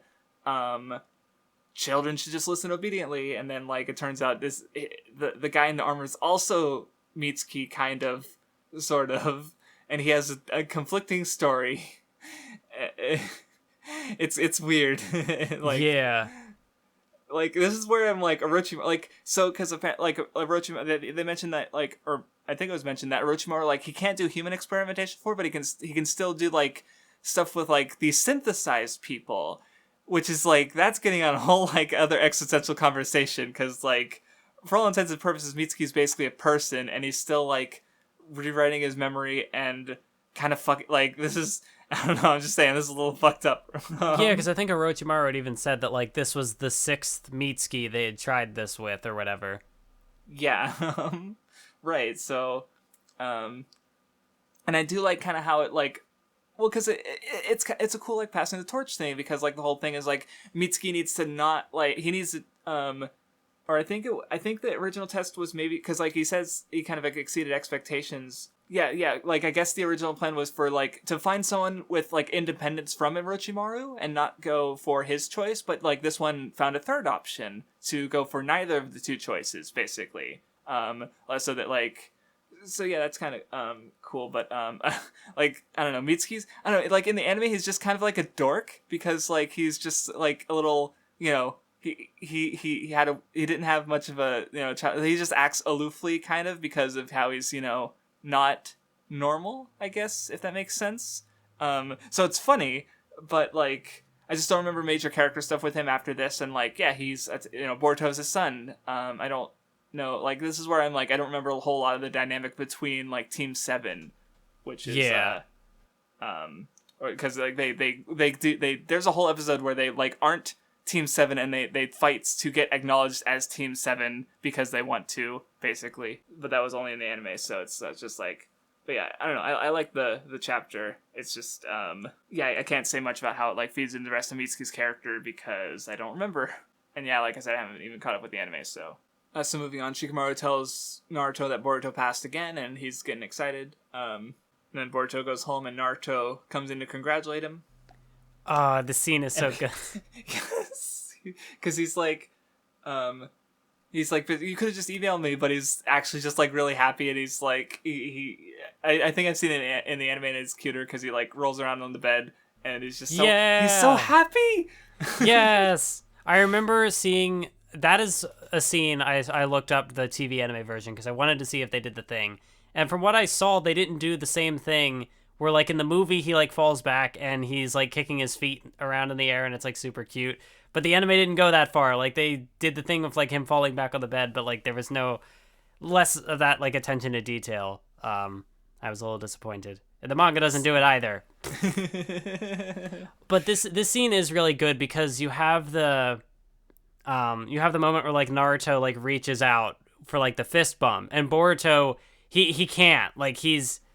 You know, right. because he's got the tool on that hand, and so he's like grabbing that, and he's just like, yeah. And so then like Naruto like, you know, fist bumps his chest, and it's like Naruto's reaching out, but Boruto he knows that his victory wasn't genuine, and so he can't like meet Naruto on that same level. Exactly. Yes, and because he's even like clutching the wrist where he has the gadget on there, because now of course like.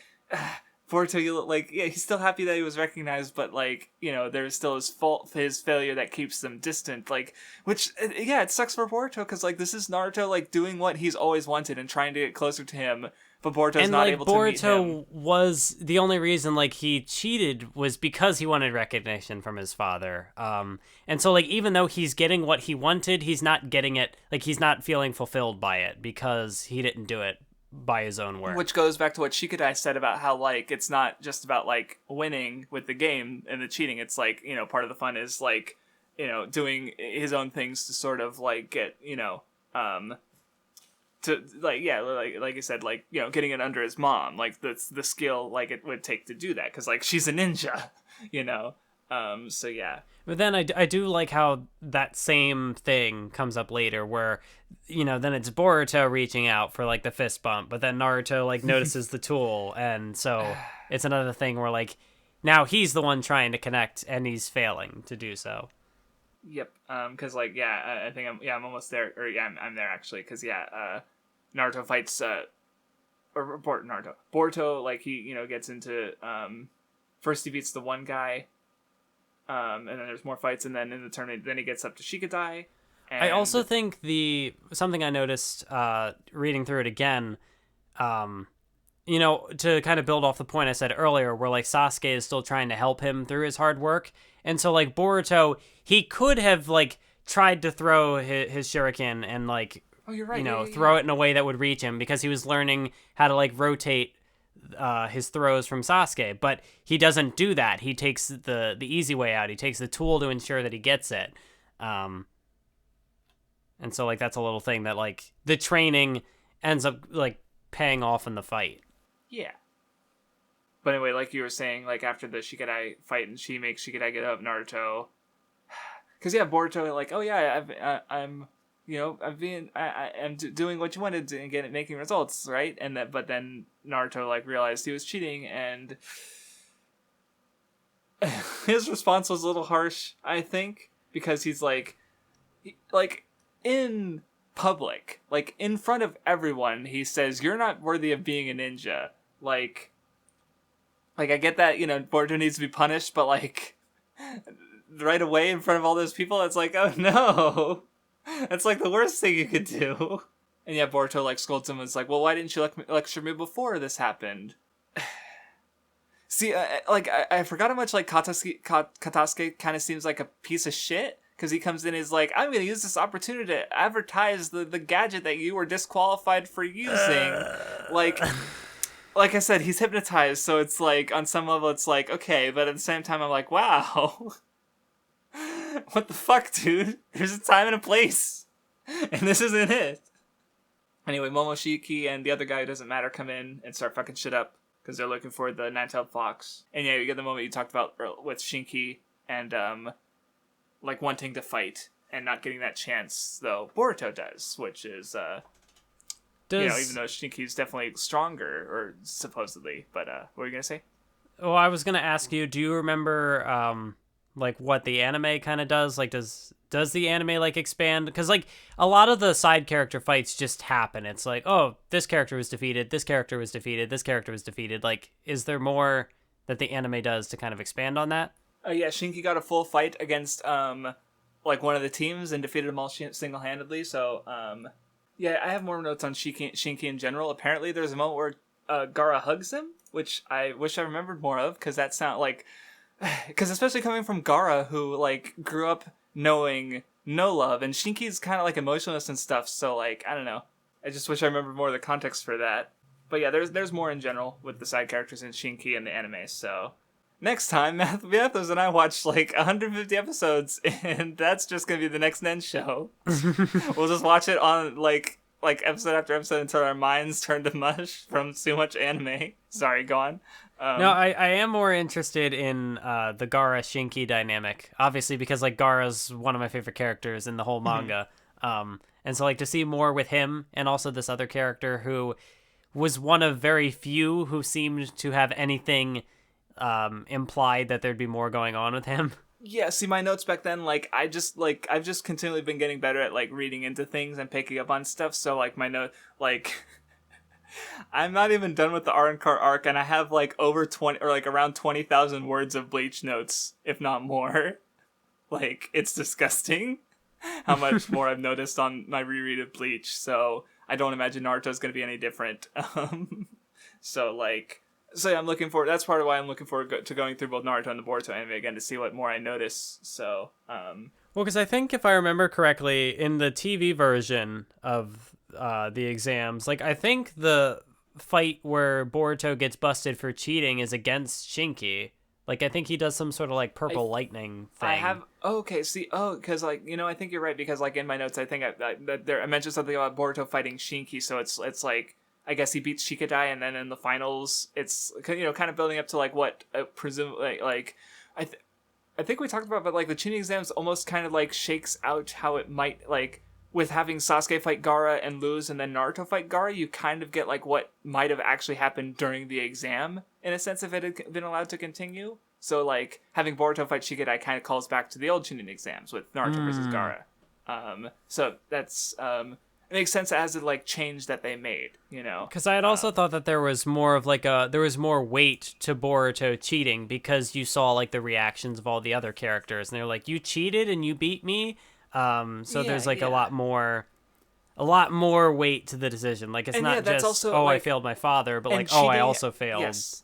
Oh, and what I realized just now is, like, cheating against Shinki has a different context than cheating against Shikadai, because, like, again, comparing him to Naruto is, like, Naruto fought Gaara and, you know, had to beat him without, in a very serious situation, obviously, without, like, you know, they were both using their tailed beasts, but, like, you know, so it's different, but, like, you know, Boruto's, like, kind of, like, they're reflecting that battle with Shinki, and, yeah, he's cheating against Shinki specifically, so it's, like, you know, it's a little different. So anyway, everyone starts, or Momoshiki comes in, and they start fighting. Sasuke knows that they're after, the Kyuubi, or Kurama, that's right, he has a name. And Momoshiki explains that he's using, like, chakra pills to get power, which, feeds into the theme of like, Boruto even looks at his gadget while he's explaining it, because he's using this outside source of power to get, like, way stronger, and, like, it comes in later where it's, like, when he no longer has it, he's not able to, do it. Like, I think, or does he steal techniques too, Momoshiki? I think, or am I thinking of something different? Well, Momoshiki, he can, like, absorb the abilities and then fire them back at people. That's what... Okay, so yeah, so he's kind of doing what Boruto's gauntlet does, like, because it doesn't do... It doesn't absorb and fire back, but it does, like, take jutsus from, like, people who use them and use them at, like, store them in capsules for later use, so it's kind of, like, a more direct, like... you know, like, the parallels are very clear with how, like, and because once Momoshiki doesn't have the capabilities to use more of like stolen techniques and or he runs out of pills, like he's powerless, which is showing like the limitation of like relying so much on this outside source of power and why Boruto shouldn't be using it, basically, which is good.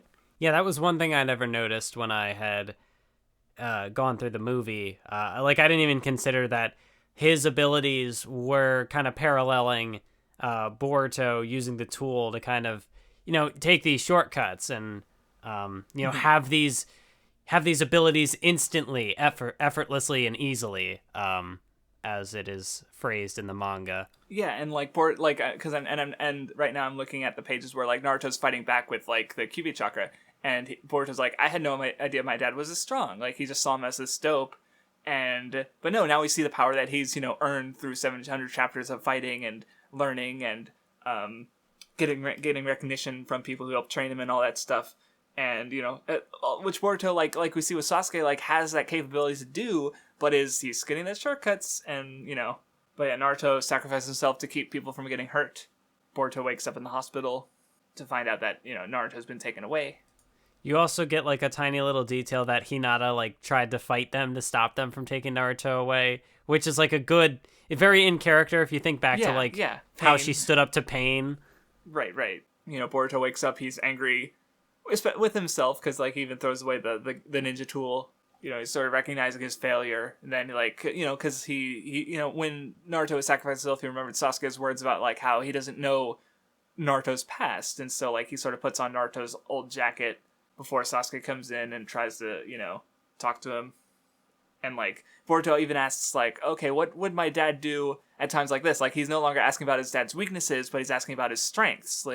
What instead of like trying to find out how to beat his dad but be better at what he's weak at, he's trying to he's finally learning to like strengthen himself by recognizing what his dad did to get in his position, and it's not going to be good at getting out of his dad's shadow, which is what he's really wanted, but like he's able to find that kind of strength. But yeah, Sasuke and the Kage and all the other village Kage are going to go out to save Naruto, with Boruto coming as like Naruto's student to be a sort of like backup who has his moment to shine for sure. But yeah, they're rescuing Naruto. Boruto asks like, why don't you tell me your past instead of lecturing me? Naruto's like, it's a long story, and I'm like, yeah, 700 chapters at least. Oh yeah, Sasuke even says like, once your ammunition is gone, you can't use it, just like the scientific ninja tool team or the ninja team tool. And speaking of the team. Speaking of the scientific team. Before we get to there, because he absorbs his friend, and he goes Super Saiyan 2. I don't know what else. There's probably it is a very It's a transformation. It's a very movie, not ending, but a very, like, shonen filler movie power-up. Think of how many. I don't know how many of the Dragon Ball movies you've seen, but there's always like a group of people. All of them, just not in a while. But they usually like Cooler has his transformations. I'm thinking even like as far as like the absorbing other people, like Super Android 13, like the other androids like fuse in at the end.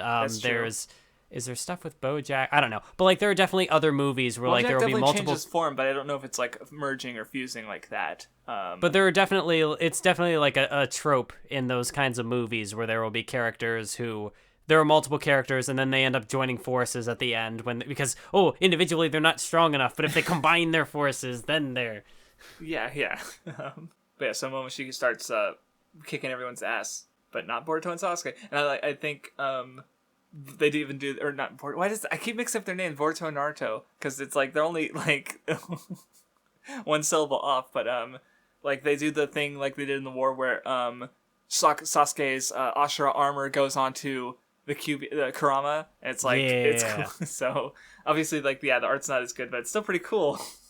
Or I want to rewatch the animated. I might just go back and watch the anime episode for this because I do want to say we've been trashing on Ikemoto's art, but at the same time there are things that he draws that I don't think are bad. Like I think like the golem that Momoshiki summons to fight Akurama, like I think some of the details on it, it looks fine. It's like when it comes to replicating or like, and there's a moment in the Mujina Bandits arcs where the antagonist looks like really creepy. And part of that is because of the way the art style, like, maybe even hits kind of an uncanny, like, maybe that's what it is with art style. It's, like, almost in an uncanny valley where it's, like, it looks too close to, like, if it was more stylized, I'd probably have less of, like, to his style, I might have less of a problem with it, even though it's, like, you know, like, it's too close to Kishimoto's style, and it's, like, so all the little differences are really, like, kind of off-putting, maybe, if that makes sense, but, like, when he's able to draw something that it's, like in the case of the Golem, that's not, like, anything Kishimoto would have drawn, it looks fine. So that's just the thought I had. And that's what I was gonna, yeah, with the Mujina bandits, the antagonist is, he looked creepy. And yeah, so, like, you know, it's not like his art is, like, irredeemable. It's just not Naruto's art when it's trying to be, and, you know, it just doesn't gel with me a lot of the time. I'm sure many people would say that is Boruto in a nutshell. Sad. Because, like we said, I think it's doing interesting things. Yeah. So you just said the way you phrased it. I was like, fair. Ooh, this is a joke. But anyway, yeah, they Naruto and Sasuke teamed up, beat down Momoshiki, and Katasuke comes in to ruin the day. Momoshiki traps all the characters who all the who are really strong.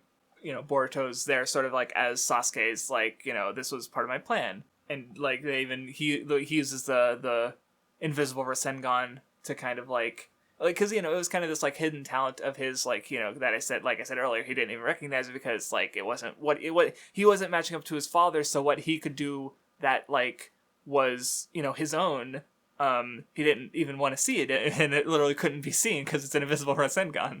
Yeah. But at the end of the day, that's what, like, keeps Momoshiki from absorbing it, and breaks his concentration and frees everybody and saves the day.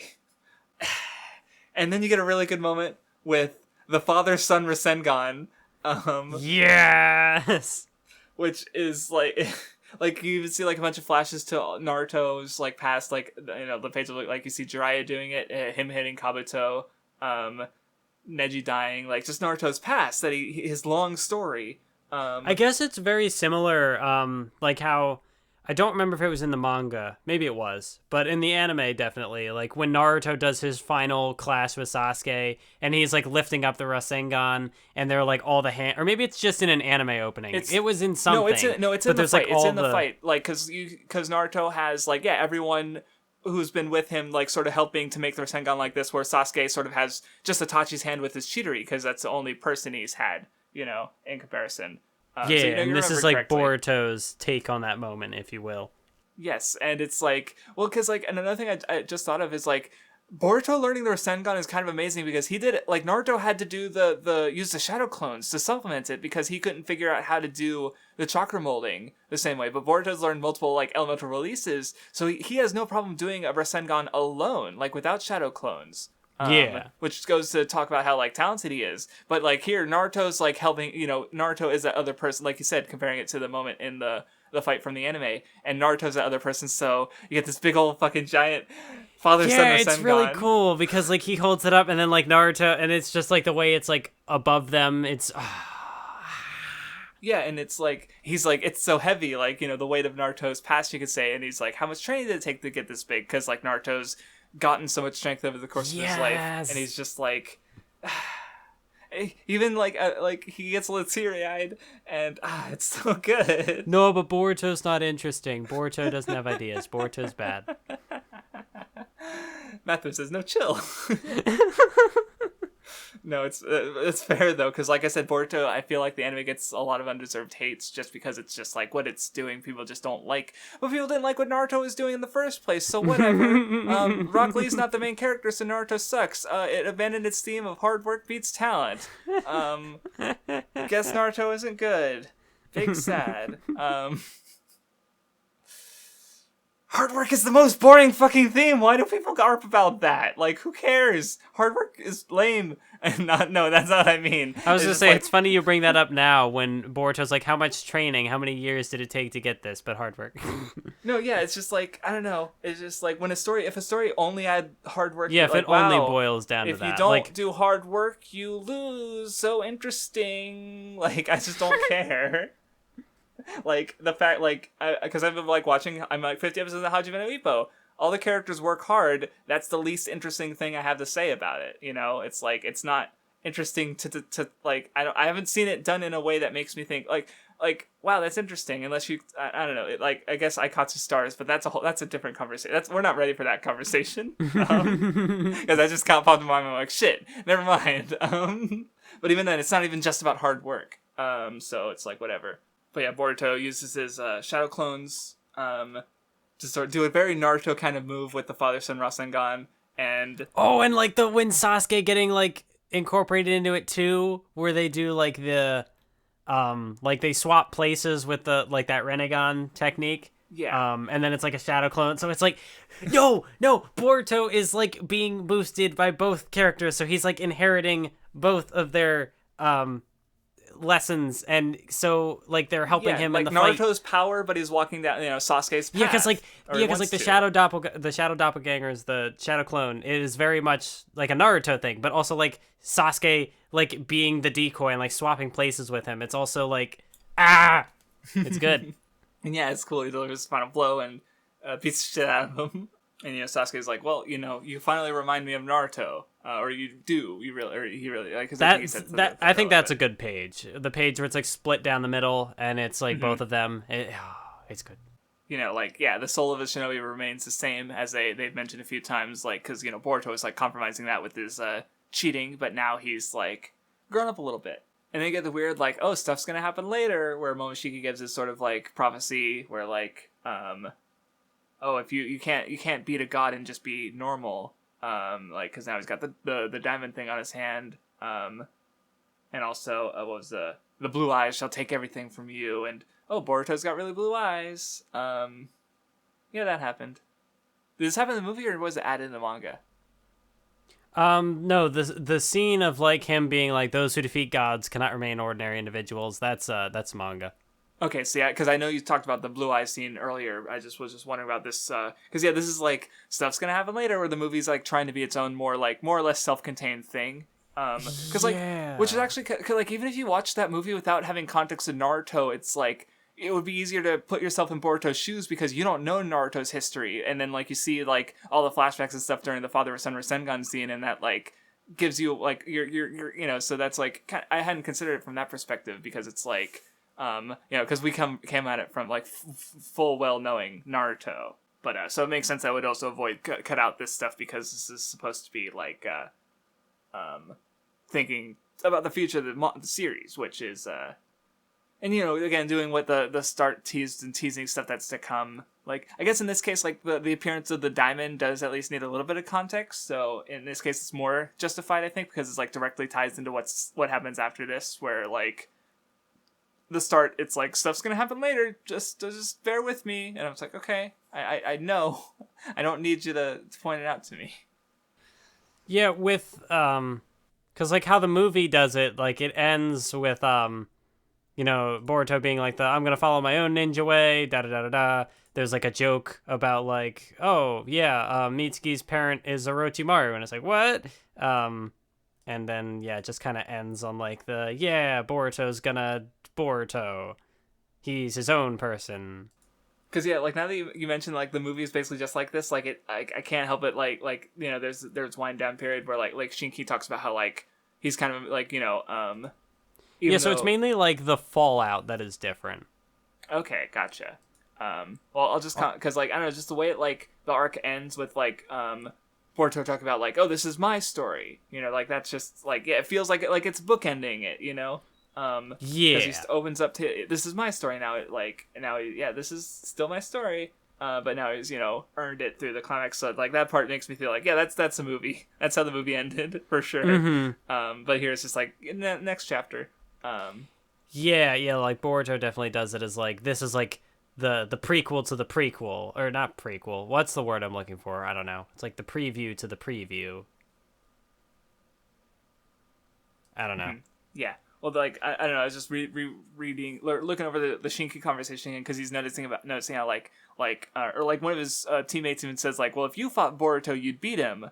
But Shinki's like, well, I wouldn't have been able to beat Momoshiki But Boruto, even though like he had no hope of beating Momoshiki, but he fought and won anyway. And of course, like he had help, he did have help from Naruto and Sasuke, which he's kind of like he's not aware of. But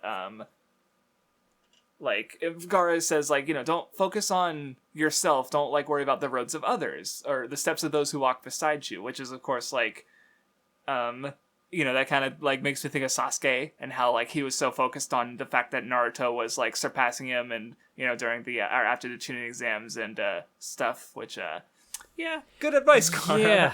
Yeah, I like that. I like that a lot because it's also coupled with like you need to first learn that your way stretches far into the distance, which is like there's so much more for you to do. Don't worry about what other people are doing. Like just focus on yourself because you still have so much more room to grow.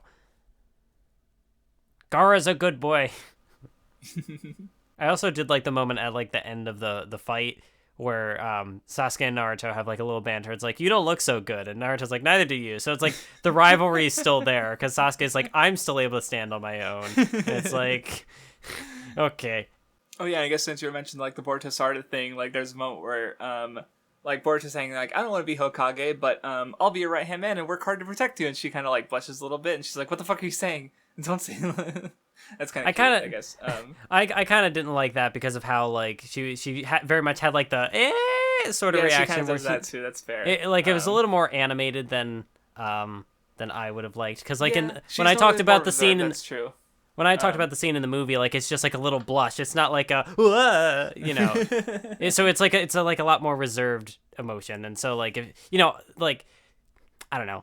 She's also kind of like a reserved character. So like the blush is cool, but when she does like like the pose, it's like, okay, that's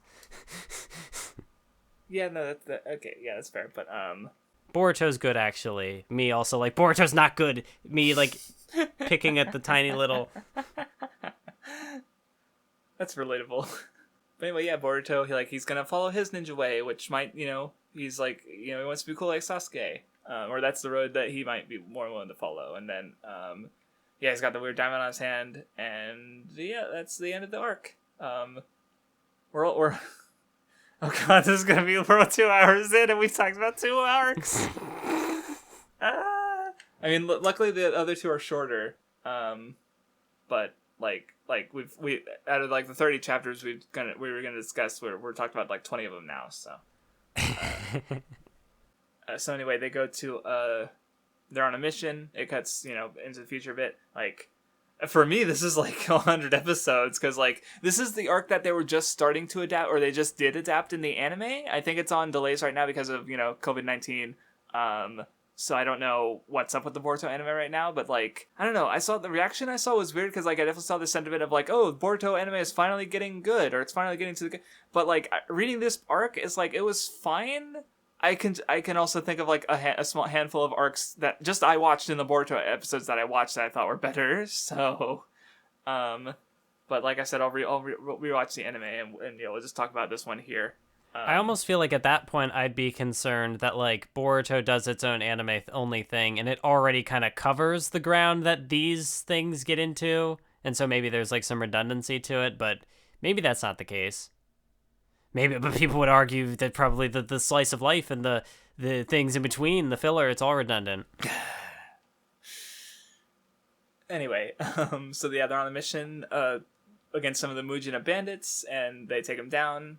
They weren't supposed to take them down, but they do. It's funny. I liked the parallels between Boruto and the stuck-up rich kid he was bodyguarding. And then like the rest was just kind of like, okay, I guess there needed to be a fight in this arc. Yeah, I don't. I think I had something to take away from it, but like, yeah, this might be my least favorite arc from this reading. Like out of the 4, I'd probably put Mujina Bandits at the bottom. Like it was fine, but like, and again, though I will say, like with the other two that we already discussed, is like I've seen animated versions of them that had other stuff to them that I remember liking. So it's not just like, I mean This one, the manga one, like, at least, like, ideas-wise and character stuff-wise is perfectly good. It's just, like, the manga art is a little iffy, so it's, like, so, but, like, and, like, we already talked about the Scarlet Spring, so it's, like, yeah. So I'm curious as to what they might add in this arc, because, like, it's literally only, like, 2 or 3, it feels like 2 or 3, 4 at most of episodes of actual content, so, like, I don't know how long it would go on in the anime and or like what they could add, because it's also very Boruto focused, you know. But anyway, there's this whole thing with like trading cards. Like Boruto has like fucking 5 or Hokage Naruto cards. But he wants, like, they kind of hide what's card Boruto wants, but it's like, I don't know, it was kind of obviously Sasuke, right? Mathwiz? If you say so. I didn't. Okay. Well, because he's like, Sasuke's so cool, I want this really rare card that might not even exist. And I'm like, it's probably Sasuke. And then it was Sasuke, so... Okay. Oh, I guess I just overlooked it. Okay. Yeah, because I remember seeing the Sasuke card at the end now, so that makes sense. Okay, that's what I was referring to. But anyway, Boruto's set to bodyguard Tento, and yeah, I like the parallels where like he's rich, like but he's kind of neglected by his father, and so like they kind of become friends. Yeah, and I'd also like the sort of like the parallel that the guy. The kid had like the credit card because he's like, oh, I'm rich, I can just buy the store, and Boruto drew the parallel to like, here, I have this cheat for this game and it gives you like max stats, and so it's like, yeah, okay, you have this, but is it really fulfilling? You're not really putting in the work, and that's as a result like the rewards aren't as rewarding. So that was a neat. Right, you're right, because like Boruto's even like, well, even though he could get this rare, like they could just trade like the one card that he doesn't have versus one card he doesn't have, but Boruto's like, no, I want to get it myself, and so with his own money basically, and not as a gift or even a trade, so yeah, he's rejecting that sort of easy path because he wants to do it on his own strength, and that's fine. And Tento he even admires ninjas because of that. And so, like, Boruto trains him a bit, and which comes into the fight, with the shuriken throwing, and his own, I think he even says, throwing the shuriken is the thing, I want to do most right now, or the one things that most, or it's the thing that's most fun for him right now, doing something on his own. So, Boruto's able to, help him do that. But yeah, Tento slips him the Sasuke card, and Boruto goes to return it and finds out that he's been kidnapped, so he goes to help. And this is where, earlier I was saying, I think Ikemoto's art works in this arc because it's creepier. Mujina's kind of fucking creepy. Mm-hmm. Also just, the eating skulls, and, his eyes are drawn, there's not, they're white, they're light-colored eyes in circles, and that just, I don't remember many of the characters, looking quite like that. They usually have darker eyes, so it just, makes them look more... off, and there's the one panel where he's got his mouth open and he's got weirdly detailed, it's gross, and it's and considering again it's supposed to be creepy, I think it works. I guess where I said, the uncanniness of his art style actually helps in this instance, I think, which is also a similar feeling I had towards the Attack on Titan manga, because the guy has, especially early on, has trouble drawing people, and that really works for the Titans, which are supposed to be they look like people, but they're off, and it's it adds to the creepiness of the Titans. And so I kind of get that same feeling a bit here with Mujina. But anyway, Boruto comes to the rescue. This arc is actually really short, thank God. Yeah, I didn't really have much to take away from it. I think I've kind of already said anything interesting I had to say. Yeah, but anyway, so Boruto fights, and there was something, because Mujina was talking about how did I get a ninja card? I'm super infamous and dangerous. He kind of wants that recognition, but his only power is again, he's stealing other people's faces, and I think he can use some techniques too. Or the windshield is just a deflecting technique. That's the only one that he kind of uses on his own. And I do like how Tento helps in the end.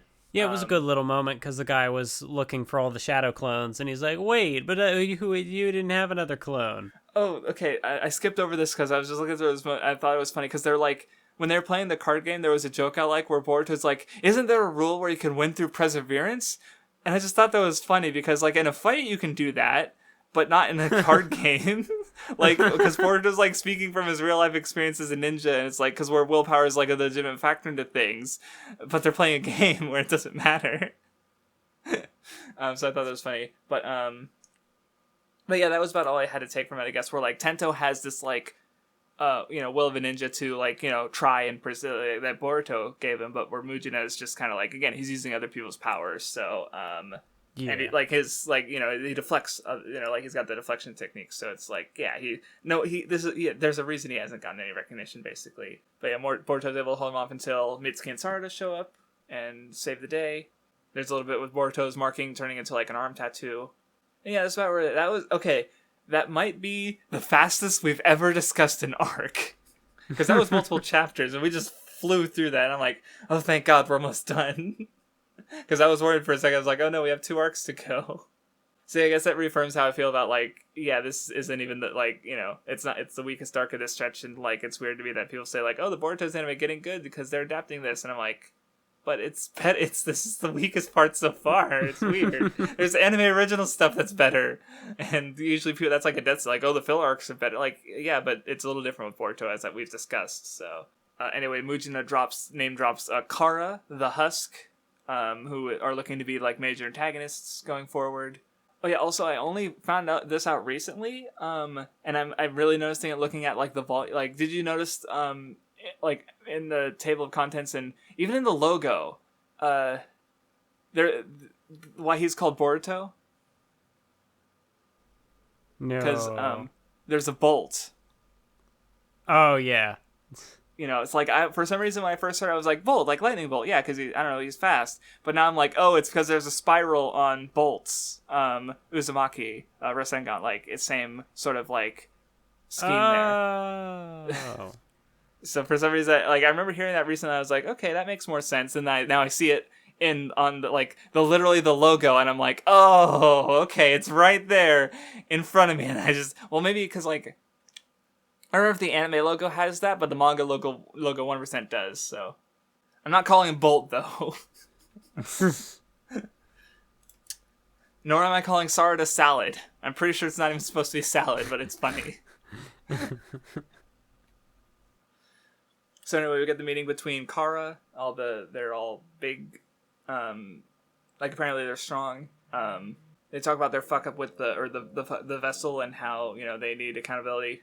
And the old guy who was accountable gets killed. Oh yeah, okay. So I didn't notice that before. Because I was just reading that, or skimming through this fight with Naruto, or, like, Boruto and Naruto are sparring, and I just noticed that. Oh no, wait, never mind. That's That might have been, okay, no, never mind, okay. Naruto does an Earth release, which is, like, I remember him doing that, like, that's something, like, he would have picked up, like, because, like, Naruto's growth during the series was very, like, focused on, like, certain techniques and stuff, where, like, as we see, like, a lot of the older, more ninjas have more well-rounded techniques, so it makes sense that, like, now that, like, he's stopped hyper-focusing on these, like, really, like, powerful techniques, that, to help him, like, keep up, like, because he's kind of, like, he's a 15-year-old fighting with, like, some of the strongest ninjas in the setting, but now that, like, yeah, he's able to, like, round his arsenal out more or less.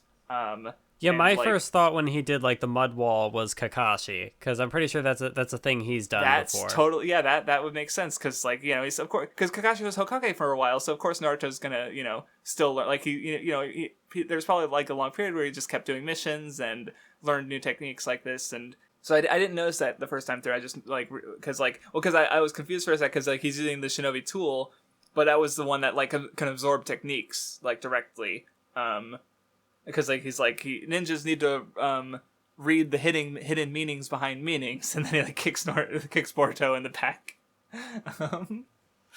But, like, that was the ninja tool. Like, for some reason I thought the earth wall might have been tied to it for a second, but it was tripping me up. But then I'm like, no, wait, that's not it. And yeah, like you said, Boruto's mad about the ninja tool and Naruto cheating. Where Sasuke gives the whole, like, well, it's the key is how you use it, not the tool itself being wrong, which is, of course, like, the idea behind the arc. Konohamaru's examining things, and he uses, I saw you memeing about this on Twitter because it is funny, the scroll flash drive. Why does it have to be a scroll? Yeah, I don't know. I get that you're a ninja, but does it have to be a scroll? It's, like, funny. Yeah, there's something really funny about it, because, like, some people have also complained. I thought I would remember seeing back in the day. I don't know why I'm saying back in the day. It was 2017 when it started airing. But I remember seeing like people complaining about like, oh, there's technology in the ninja world now, and that goes against the more like historical. It had more of like a classical, or I don't know if classical is the word, but like there wasn't much technology, and now like Boruto very clearly has like this arc in particular really definitely like emphasizes that there's like this kind of the science is also kind of like a point of conflict in the series. Like it's a new aspect of the world, or a new aspect of the setting for people, like longtime fans of the series, but then also like different conflicts between like the way the ninja way and like how science is kind of playing into that. So like there is intrigue behind this stuff, but then also just like scroll flash drive, like you can't just have regular flash drives. Wow. So I will say, because like apparently people have also had this issue with Kimetsu no Yaiba, and because I saw a tweet like pointing out like there's parts in like like with cars and stuff. So it's like, even though like it's a manga with like samurai stuff, and because Naruto had like computers and motorboats and guns, like they're closer to contemporary than like the feudalness might seem, basically. Yeah. So it's like it's not that big. Like it's definitely a jump. Like Boruto puts way more emphasis on the increase in technology than Naruto ever put on technology. Period. Even though like it was there. So I that's probably what's more jarring to people than like the actual like, because it does, because I thought that thing too, where it's like I thought Naruto was just like in a feudal setting based on my faulty memory, because it's like they're ninjas, you don't really see like that kind of stuff, but it's there, so like I could see if I hadn't like revisited Naruto and like noticed that, I would probably and just jump to the board, so I probably would have been like, what the fuck, why are there video games and stuff? You can't just jump 500 years in tech without like but that's not what's happening. So it's like it's just like the scroll flash drive thing in particular seems weird, because like if they were gonna like evolve technology, surely they would just like have technology, but this one in particular puts up this facade that like, oh no, it's still related to ninja things because it's a scroll flash drive. It's just silly. That's that it's like I think I was doing like something with, or like a role play like a tabletop one with my friend, and it's like, well, they're not just gonna have like space Amazon, it's just gonna be Amazon like, because it was a sci-fi thing, and it's just like, so it's just that weird kind of like reframing things to fit. And like, because it's just a flash drive, but it's like now it's a ninja flash drive because it's in a ninja manga, and there's just something inherently silly about that. But it's not exclusive Boruto. It's just funny. But anyway, they suggest the marking might be suggested to Kara and the Otsuki, and Boruto gets a mission to go mess with or deliver something regarding the scientific tools, and on the way they run into Al, who's recurring, from the Mist Village, but like he was back there and during the war and stuff, in this Hokage summit.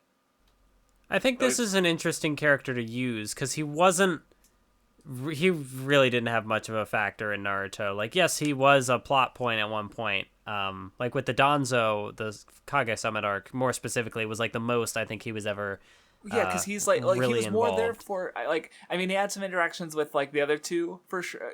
Like what the kid who's now the Mizukage in Boruto, and the former Mizukage lady, and like he had some interactions, and like mostly I think he was there for like the world building, because he has the Byakugan. Yeah. And so he's kind of shows like, oh, this is why them having the Aijutsu, and like the way they're kind of like the how the Hyuga have the slave tattoo for Neji, is like, this is why it's important, because this abduction and now this Konoha thing is literally in the hands of this like Mist Villager. Yeah. So he was more of like a world building piece of the world. He was less of like a prominent major character. He was more just kind of like a, not to say he didn't do anything, but like he wasn't like a focal pro or antagonist. He was kind of just part of the world building. Whereas like now they're taking this more minor character and making him like a major antagonist. And I think it works. I really liked his role here. No, yeah, like I said, I definitely, I don't know if this was my maybe it was just my third favorite arc. I don't know if probably, but it's still pretty good. Like, you know, Mujina was just kind of like there. This one was like, yeah, this is kind of neat. And it's like expanding on it, like we talked about earlier, where how it's like no longer do we have to fuss about shinobi and tools because the series already gave us that conclusion. Now, like, we're more examining the tools themselves. And like, so they're still using that aspect, but like also the answer they come to is or what they come to is kind of different, which is interesting to talk about. Of course, we'll get to. Because, yeah, like, for here, I was kind of like, oh, he was this person who was, like, heavily injured during the war. Like, he's missing a leg, he's missing an arm. He got, you know, it looks like he lost his Byakugan eye. And so, but he's, like, you know, Boruto's, like, shitting on the tech. Because, like, oh, yeah, but you have to do it yourself. But, like, here's a person who's, like, helped by having that kind of technology. And of course, like later on, we see the dog who lost or its leg or some of its legs, and you know now it's able to be you know like walk around as a dog because of all this technology, and you know it helps Boruto get that sort of perspective. I also like the scene where he like took the screwdriver and he's like, "Well, this is just a tool, and if you were my enemy, I could use it to kill you." But so, like, it's in the same scene that, like, his parts are being, like, touched up, that we see, like, the pros and cons, potentially, of technology based on, like, how it's used. Yeah, and it's also kind of interesting because he's the antagonist giving the same kind of, like, basically the point of the, you know, like Sasuke already said, but he's, you know, the antagonist saying the exact same thing. Yeah. But it does come a little different from him because he's, like, letting himself be used as a shinobi tool while using these tools as well. But yeah, he's given his orders from the Kara inner, because he is an outer, not you know, just a territory member. But yeah, Boruto they go to the lab, and like you said, Sumere's there. You know, she just kind of exists here. Yeah. And it you know, I think it kind of hurts me a little more because like I haven't even gotten to, like, I know she gets an arc in the anime, but I haven't gotten that far. So, like, I don't know. I barely know who she is based on what she does in the anime, but I know that she does stuff in the anime. And so, like, I see her here, and I'm like, okay, who are you?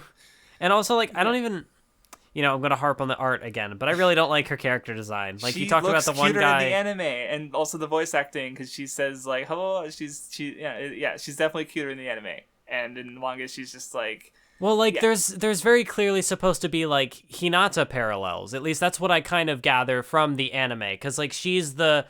She seems to have, like, some sort of, like, shyness towards, like, Boruto. And she's got, like, the higher voice. And, you know, she's just very, like, I don't know, very soft-spoken, very shy. Which, to me, gave me, like, Hinata parallels. But here, like, I'm not getting that really at all. And she, again, like the face, she just looks like a background character because that's all she is here in the manga. In this arc, at least. Especially, like, the close-ups. Like, when she's talking to Sarada, she doesn't look like the character I remember from the anime. I'm like, who is this? No, yeah, I definitely think, like, the Ikemoto has the hardest time drawing, like, the younger female characters specifically. Like, the older, like, the Akita, the lady, she looks fine. You know, it's just like the girls, just particularly, like, yeah, it just seems a little weird, like more off than normal, basically. But anyway, they do some training. They sort of get, like, we get a rundown of all the tools that, like, because they bring them on the mission, and we see some of them in action, especially the sword. And yeah, they explore all the tools and, like, their capabilities, and, like, you know, there's a bit of a process, like, because, like, you know, like, the chakra sword is kind of, like, you know, like, it trains the chakra really fast, so it's not, like ideal, so, like, they're flawed, you know, they're still in progress. I also thought that one in particular seemed kind of pointless, because we've already seen that someone like Sasuke can infuse blades with his chakra already. Like, he could make, like, his... sword, like he could use his lightning style and it would make it sharper. So I'm like, why would someone need a chakra blade? It just seems kind of pointless. But, like, I get, you know, they use it, the way they use it in the arc makes sense. Because it's not like a ninjutsu. So, like, they have to beat the guy with something that isn't ninjutsu. And so, like, having a tool that can do that.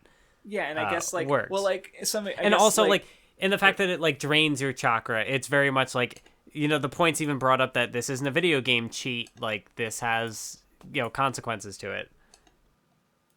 Yeah, and I guess, like, again, it goes back to the, like, how, it's how you use it. Because, like, I can imagine, like, some ways you could use some of these. Like, the chakra sword might be good for, like, imagine a shinobi who doesn't have a lot of, like, melee options. And, like, if they're cornered, then they could use the sword as a kind of, like, backup. But even though it's, like, super dangerous. But, it's, like, because of its weaknesses, which is part of why it's not in, like, major use. But, I can imagine, like, a fixed version being, like, more of a reliable, like, backup tool. And, like, similar to the, like, that seems like, for me personally, that's, like, where I keep imagining these shinobi tools, like, especially the gauntlet that allows you to use all these jutsus is, like, because when you're low on chakra, like, having these kind of, like, having some kind of backup like that could be a lifesaver, basically. Though another thing that would be cool to explore is how, like especially the gauntlet, which allows people who don't even like Konohama says, is like, because like he could, it's harder to control the jutsus because they're not your own, like, chakra, but so there's that weakness. But at the same time, like,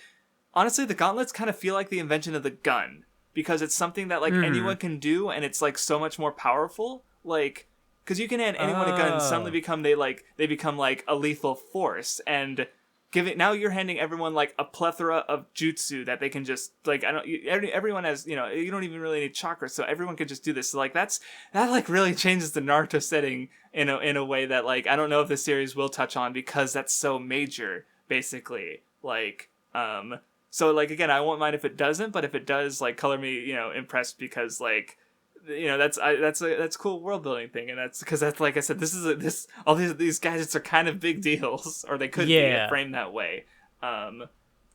So my thinking was too narrow-minded. I was cool sword, what do?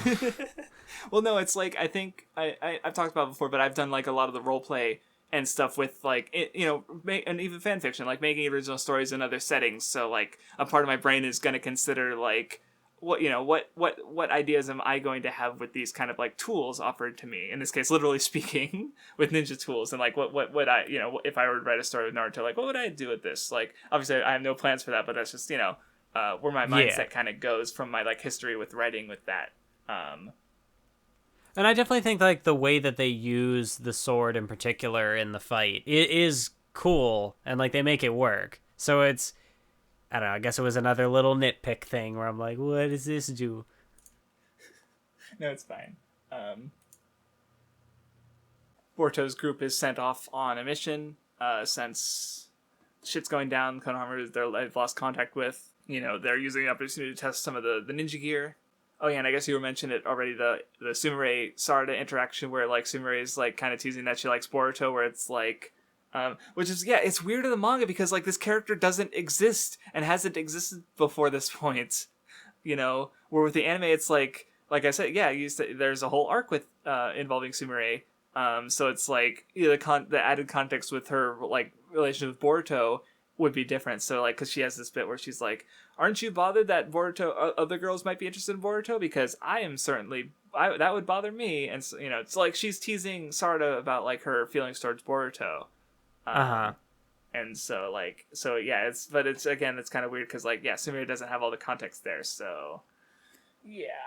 Especially for me, because, like, I haven't seen her arc in the series, so to me this seems out of character for her, because I only know her as the shy person who would never be so direct. Yeah, like, well, even for me, who's seen more of her, like, this feels like I don't know exactly, like I imagine the anime would have to add, in order to make this sense, they'd have to like reframe it, or, like, add more of an arc there, and so I don't know. I just, like, again, I'm only seeing, like, half of what's aired, so it's almost like in the manga version, it's like they understand that this character hasn't had any screen time in the manga, and if you're only coming through this, then you don't know the character, so they're like, okay, we'll go in a different direction, but also there's no setup. What? Maybe I'd understand. Maybe I'd understand more how I want to say this if I had more context. Yeah, because, like, it's mostly there for Sarada here in the manga, but I don't know. Maybe the anime will do more with it. Maybe they'll. I don't know. So anyway, they Tune go to in for the spin-off of the Naruto, where we talk about the Boruto anime. Exactly. So anyway, they go up to the site of the crash. They they run into a bunch of robots. The robots are they drive home the whole tool point a bit more, like because they're being like, you know, again, the robots aren't wrong, but they're being used by people who are, you know, like the people behind them matter. Anyway, they go into the cave and find Konohamaru and the other Jonin who's gotten knocked out. And Ao shows up, and he's got a big gun. But he's sort of like you know, he is a shinobi tool, so he's just like being used by Kara. Well, I thought it was also kind of funny because like he even says that like the shinobi side of me died long ago. So like the fact that he sees himself as a tool but not a shinobi is I don't know, it's kind of like interesting in the context of what Naruto did with that idea and how like the two seem to have been kind of like separated from one another. Oh, you know what? I guess that actually matters for why they're using they could have made it like they could have in theory made him an original character and not had to change a lot, but I think by using this old character that we recognize is like that he's tied to those old ways basically. Like, yeah, because he was very complicit in that kind of like the war. Like again, by having the Byakugan, he's a character who was inherently very complicit in the wars and subterfuge between like the Mist Village and Konoha never had an outright war, but they still had enough of a minor conflict that he got this eye out of it. You know, so like in that, you know, even if he doesn't have the eye anymore, he's still very much representative of these old ways. So it's sort of fitting that he's a character who is like, yeah, he threw away the fact that he's a shinobi and he's just a tool now. So, because yeah, and anyway, there's more fighting. He keeps pulling out all these gadgets. There's a scene that's good where Kawasuke is sort of lamenting that, yeah, like people got all this information out of him from this during the Chunin exams or before it, and now all these tools are being used. Like he's lamenting about like what he came up with, even though again it's like it's how the tools are used. Like it's not his fault that other people are taking his ideas and his technology and using them. Boruto kind of talks him out of it. Like, because, you know, he's changed his perspective, so now he's able to, like, sort of, like, as someone who would have, like, agreed with Katasuke, like, literally the day before, now he's, like, you know, his perspective's changed, so he's going to disagree. And it's also, like, the language he uses is very much, like, almost exactly stuff that was, like, told to him. Like, the one older lady talks about how, you know, it's about, like, giving the powerless and those who have lost something like a ray of hope that will return smiles to their faces. And then later he says, you know, these tools were created to make people smile. And, you know, so it all depends on how you use it. This is exactly what, you know, Ao says. So, like, he's taking that and, like, reflecting it through himself. And I don't know. It's interesting. He also says to Katasuke is like, shouldn't you be smiling first if you're going to be, you know, if tools are the ones, like, because, yeah, if tools are for creating smiles, then what matters is, like, how they're used. So, like, he has to be the one to use them. Like, just because someone, you know, bad is using them to create, like, sadness and despair, like, if they're going to create smiles, then, like, the person behind them has to be smiling, too, basically. And also, I like how, like, there's a cool moment where Boruto takes out the sword, and it's like, yeah, it's so cool. And then, he, like, the next chapter, he just passes the fuck out because of the chakra use. But yeah, they come up with a plan. The Kara guy is even telling Ao, like, about the mission, and, like, see, Ao still has, like obviously, like, you know, shinobi tools are people, so Ao's even like, what are you trying to say? Or after he says something about the vessel, this is just the beginning, but he's just like, yeah, that doesn't matter, you're a shinobi tool, just do what I say. So it's like, and Ao, of course, shuts his mouth, because, like, he has to based on his ideals, basically. And like you said earlier, the shinobi side died. Shinobi side of me died long ago. So it's like, yeah, like he can't have a say in things, because, you know, he's trying to detach himself. But he's also got a bit of like a contradiction with that, sort of, because, like, when he's fighting later, and, like, Boruto's team comes up with that whole they have, like, the whole plan, and then he, like, brings in these, like, flying little UFO things that shoot stuff. And he's like, I really didn't want to resort to having to use these, And then Boruto's like, yeah, because this style of fighting isn't ninja-like at all. And he's like, are you trying to provoke me? Like, so even though, he says, like, he's not a shinobi, but also he is someone who's more set in the old ways of what shinobi used to be. So, like, the fact that he, is, like, sees himself as a tool but not a shinobi, but, like, there's like, a multi-layered sort of conflict here. Because, like, with the way he fights, he wants to fight in, like, a ninja way. Like, he wants to still be kind of like that, have that shinobi side. At some level, even though if he's, like, mostly using his tools, he's not like, I'll avoid using these tools because, like, because of that shinobi upbringing, like, again, with the Obito thing, is, like, he can't just remove his past and just be a shinobi tool. Like, the shinobi past of his is still part of him, so on some level, he's still, like, even if he's not using shinobi techniques, he's still kind of, like, it's still affecting how he fights. Yeah. Oh, and then, of course, during the fight, like, the Naruto with the gauntlet comes after him, and I was like 1% sure, like, yeah, this is the real Boruto. He, because he's overvaluing the tools. He's thinking like, yeah, the real Boruto would only come at me with this tool because like, obviously you can't like clone the tool, and so this must be the one to defeat me because he's got the tool. But then like he was, because of that he got fooled, and yeah, Boruto was able to slip by him and catch him with his guard down because like he had the other tool as well.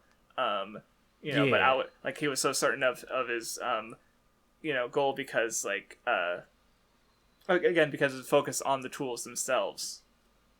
Actually, yeah, I guess this arc is kind of focused on like the balance of the two, because Boruto, kind of defeating him with a mix of like shinobi trickery and like techniques and shinobi science tool. Yeah. So it's not just that he is defeating him with a tool to show that he is grown and that he can, he's not anti-technology like he was at the start of the arc, but also, still using the shinobi trickery and, so that plays off of Ao's conflict. Yeah. And so it's cool. like you could, another way you could say it is like, or maybe like Ao is the one extreme, and then Boruto starts the arc as the other extreme. But like, yeah, because of the way he's changed, then he's more balanced, and that's how he's able to win, basically. Yeah. Though I also like how he kind of talk no jutsus a bit, where he's like he's using Ao's words and saying like, well, if a tool is how you use it, then maybe you can put your powers to good use one day. Like, and that's kind of interesting because like, again, Boruto's grown up in a world where shinobi aren't, like, automatically considered tools, unlike Naruto. So, like, he's kind of using his words, but he's also, like, I don't know, I feel, shit, I had a thought, but then I lost it. Like, yeah, he's just kind of, like, I don't know, I think it's interesting. I just forget what I had to say. My brain just stopped working. But I don't know, he's able to see more, like, potential in Ao because of, like, yeah. Yeah. And then, of course, the Kara guy comes in and, like, Ao uses one of his jutsu. Like, he goes against what he normally thought. And, like, Koji even says, like, did you want to leave this world as a shinobi and not a tool, basically? Like, he kind of does what, like, Zabuza did, basically, where he acted on his own and died instead of dying as, like, Goto's tool. Which is, like I said, why I was trying to think of Talk no Jutsu, because, like, that's what this, like, kind of resolution feels to me. Or reminds me of, rather. And they are both, they're both from, like, the same Mist Village, so, like, maybe there's an intentional parallel there, I don't know. Maybe, yeah, because, like, yeah, that's true. I mean, this is, like, an arc around, like, the 20-30 chapter mark that deals with a mist ninja and the idea of tools, so it's like it's a loose connection, but it's there. So I feel like the only reason I think of that is because like there aren't many mist characters we've generally been introduced to. Yeah, that's fair. Anyway, Konohamaru fights the Kara guy whose name I said and already forgot. Boruto, the tattoo things happens again, but he just passes out. Dude just leaves. They keep going for a little bit, and they find Kawaki. I know his name because of I forget. Yeah, I don't think it's named, but he's like, yeah, I know his name. He's the guy from the start of chapter 1, who's because he's got the same mark, but I think it's on the opposite hand. So, and that's where the reading ends. Unless you had anything more to say about the OW arc. It's a good arc. Yeah, I think I definitely had some incomplete like thoughts there. Like I was trying to like piece it together in the moment, but I'll think about it. And especially like I hope that again like I feel like I've just been like standing the anime the whole time, but at the same time like I definitely enjoyed the anime more. Like mostly what I like the father-son Rasengan was that was probably like the biggest like emotional thing, but mostly it's like what I like about the characters I mostly think about the anime for, not less than the manga. So with the manga I just sort of get like the ideas and like remembering some of the characters that I liked from the Boruto anime. Like what I like, Boruto's the only character I say is good here because he's the one who's gotten all the exploration so far, where like everyone else I like because of the anime, not because of the manga. Yeah. So like when I'm trying to think. We started this discussion talking about Scarlet Spring and how Chocho was a side character and who was kind of underdeveloped. She had nothing in this stretch of chapters beyond that. Not at all. She was there. She was in the Chunin exams, that's it, but did she have any dialogue? She definitely did, but she did nothing major, nothing serious. Like she could have had like the fight with Boruto at least, but like.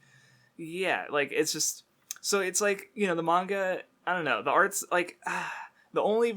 I don't know, it's kind of... I don't know. Unless you, like, really just don't want to watch the anime because it's so long, then, like, I guess. But, like, the art's not... Like, it doesn't look as good visually, and... It's just a Cliff Notes version that... You get the ideas, at least. Like, yeah, the arc had some good exploration of stuff. The Chunin exams was still... it was, never not good. Like, the movie was... You like the movie, and then I like the anime, so... Yeah, it almost feels like it's an incomplete version, like a skeleton version designed for the anime to fill in the gaps. Like, that's kind of the vibe I got from it. Mm-hmm. Except for, obviously, the Chunin exam arc, which was something that was already covered in a movie. And the anime got to it afterwards and expanded on it. So, yeah. So, yeah, it's like we'll probably keep reading the manga for the Nen Show because that's, like... The Nen Show is fundamentally a manga podcast, but like I don't know when, because like it takes so long for the chapters to come out. Like again, like we like I think like 40 plus chapters are out, and we covered up to 23. So we've read like half the manga, and like if we only did the board, like it'd probably only be like an hour or so, which is fine. But it's like it's just not a lot, relatively speaking. Yeah, I think the big thing about like this podcast, why it ended up being so long, is there are multiple different adaptations for some of the stuff. Like for me, I had a bunch of like little rants on the Boruto movie that I'd been sitting on for a while. Yeah, and I had a couple of things about the Boruto anime I wanted to say. Yeah. So, but like I said, like I don't think like I'm probably not gonna catch up with the manga anytime soon, because like even if like I'd learn a lot more about Kawaki, I'm sure, by reading like the next arc, basically. It's called the Kawaki arc, and he's like obviously this like important character, but like and yeah, we'll read it and discuss it on the Nen Show. I just like I don't know, that if I'm gonna do it on my own, I'd rather spend that time like watching the anime, which is way long. Even though I could literally catch up to the Boruto manga in like a couple hours, I'm sure, like less than a day of reading easily. Or Boruto would feel like a month long plus endeavor because it's 150 episodes. But I'd probably get more out of rewatching the anime because of like just how much it adds and how much it's able to like just how much more it does. So but I'll stop belaboring. How slow I tend to be with reading manga, I might catch up to the anime faster. But yeah, I'll stop belaboring that point. Like I give the manga like somewhere in like a light or decent, like I give it like a 6 so far, like light or decent 6 compared to the anime. I think I give it like a stronger 6 by the time I caught where I watched, but I might give it higher. I don't know. I need to reread Naruto too. So I feel like at this point it's kind of floating around a 7. But like again, like that's with the maybe it is, because like I do feel like the manga feels incomplete. Like the ideas are really good, but it feels incomplete. I at least feel stronger on it than Scarlet Spring, which I think I have at like a 5 because I just wasn't super into it. Yeah. So when are we gonna talk about Naruto the Last? Because we kind of glossed over that. We'll figure that out. Maybe we'll do a bonus thing. Maybe we'll talk about it after. So anyway, so next time I didn't talk about the poll results. It was more or less a landslide. Ashita Joe. People really want us to read that.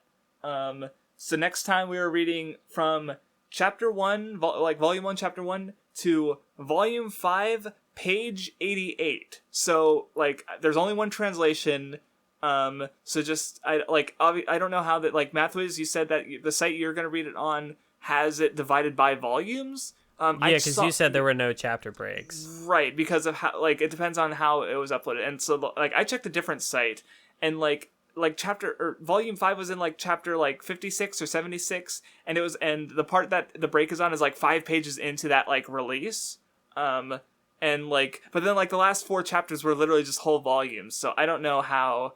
It was I just got it directly from the translator's website, and partway through the translation, so I just got and my download is just all the volumes, so that's why I'm using volume pages. We only have to do it the split twice. So like I said, the reading ends at because it's on the page. It's not it's literally just printed on the page, that page 88. You'll see as you're reading it, you'll just see it count up, and then it'll just be page 88, volume 5. That's where the reading stops for Ashita Joe, which I'm looking forward to reading for the 3rd time. It's my first time, so it'll be exciting. So thank you for listening, and we'll catch you next time. Oh yeah, that's all. This is also the first non-battle series we're discussing, because it's a sports series, so that should be neat. So yeah, catch you next time.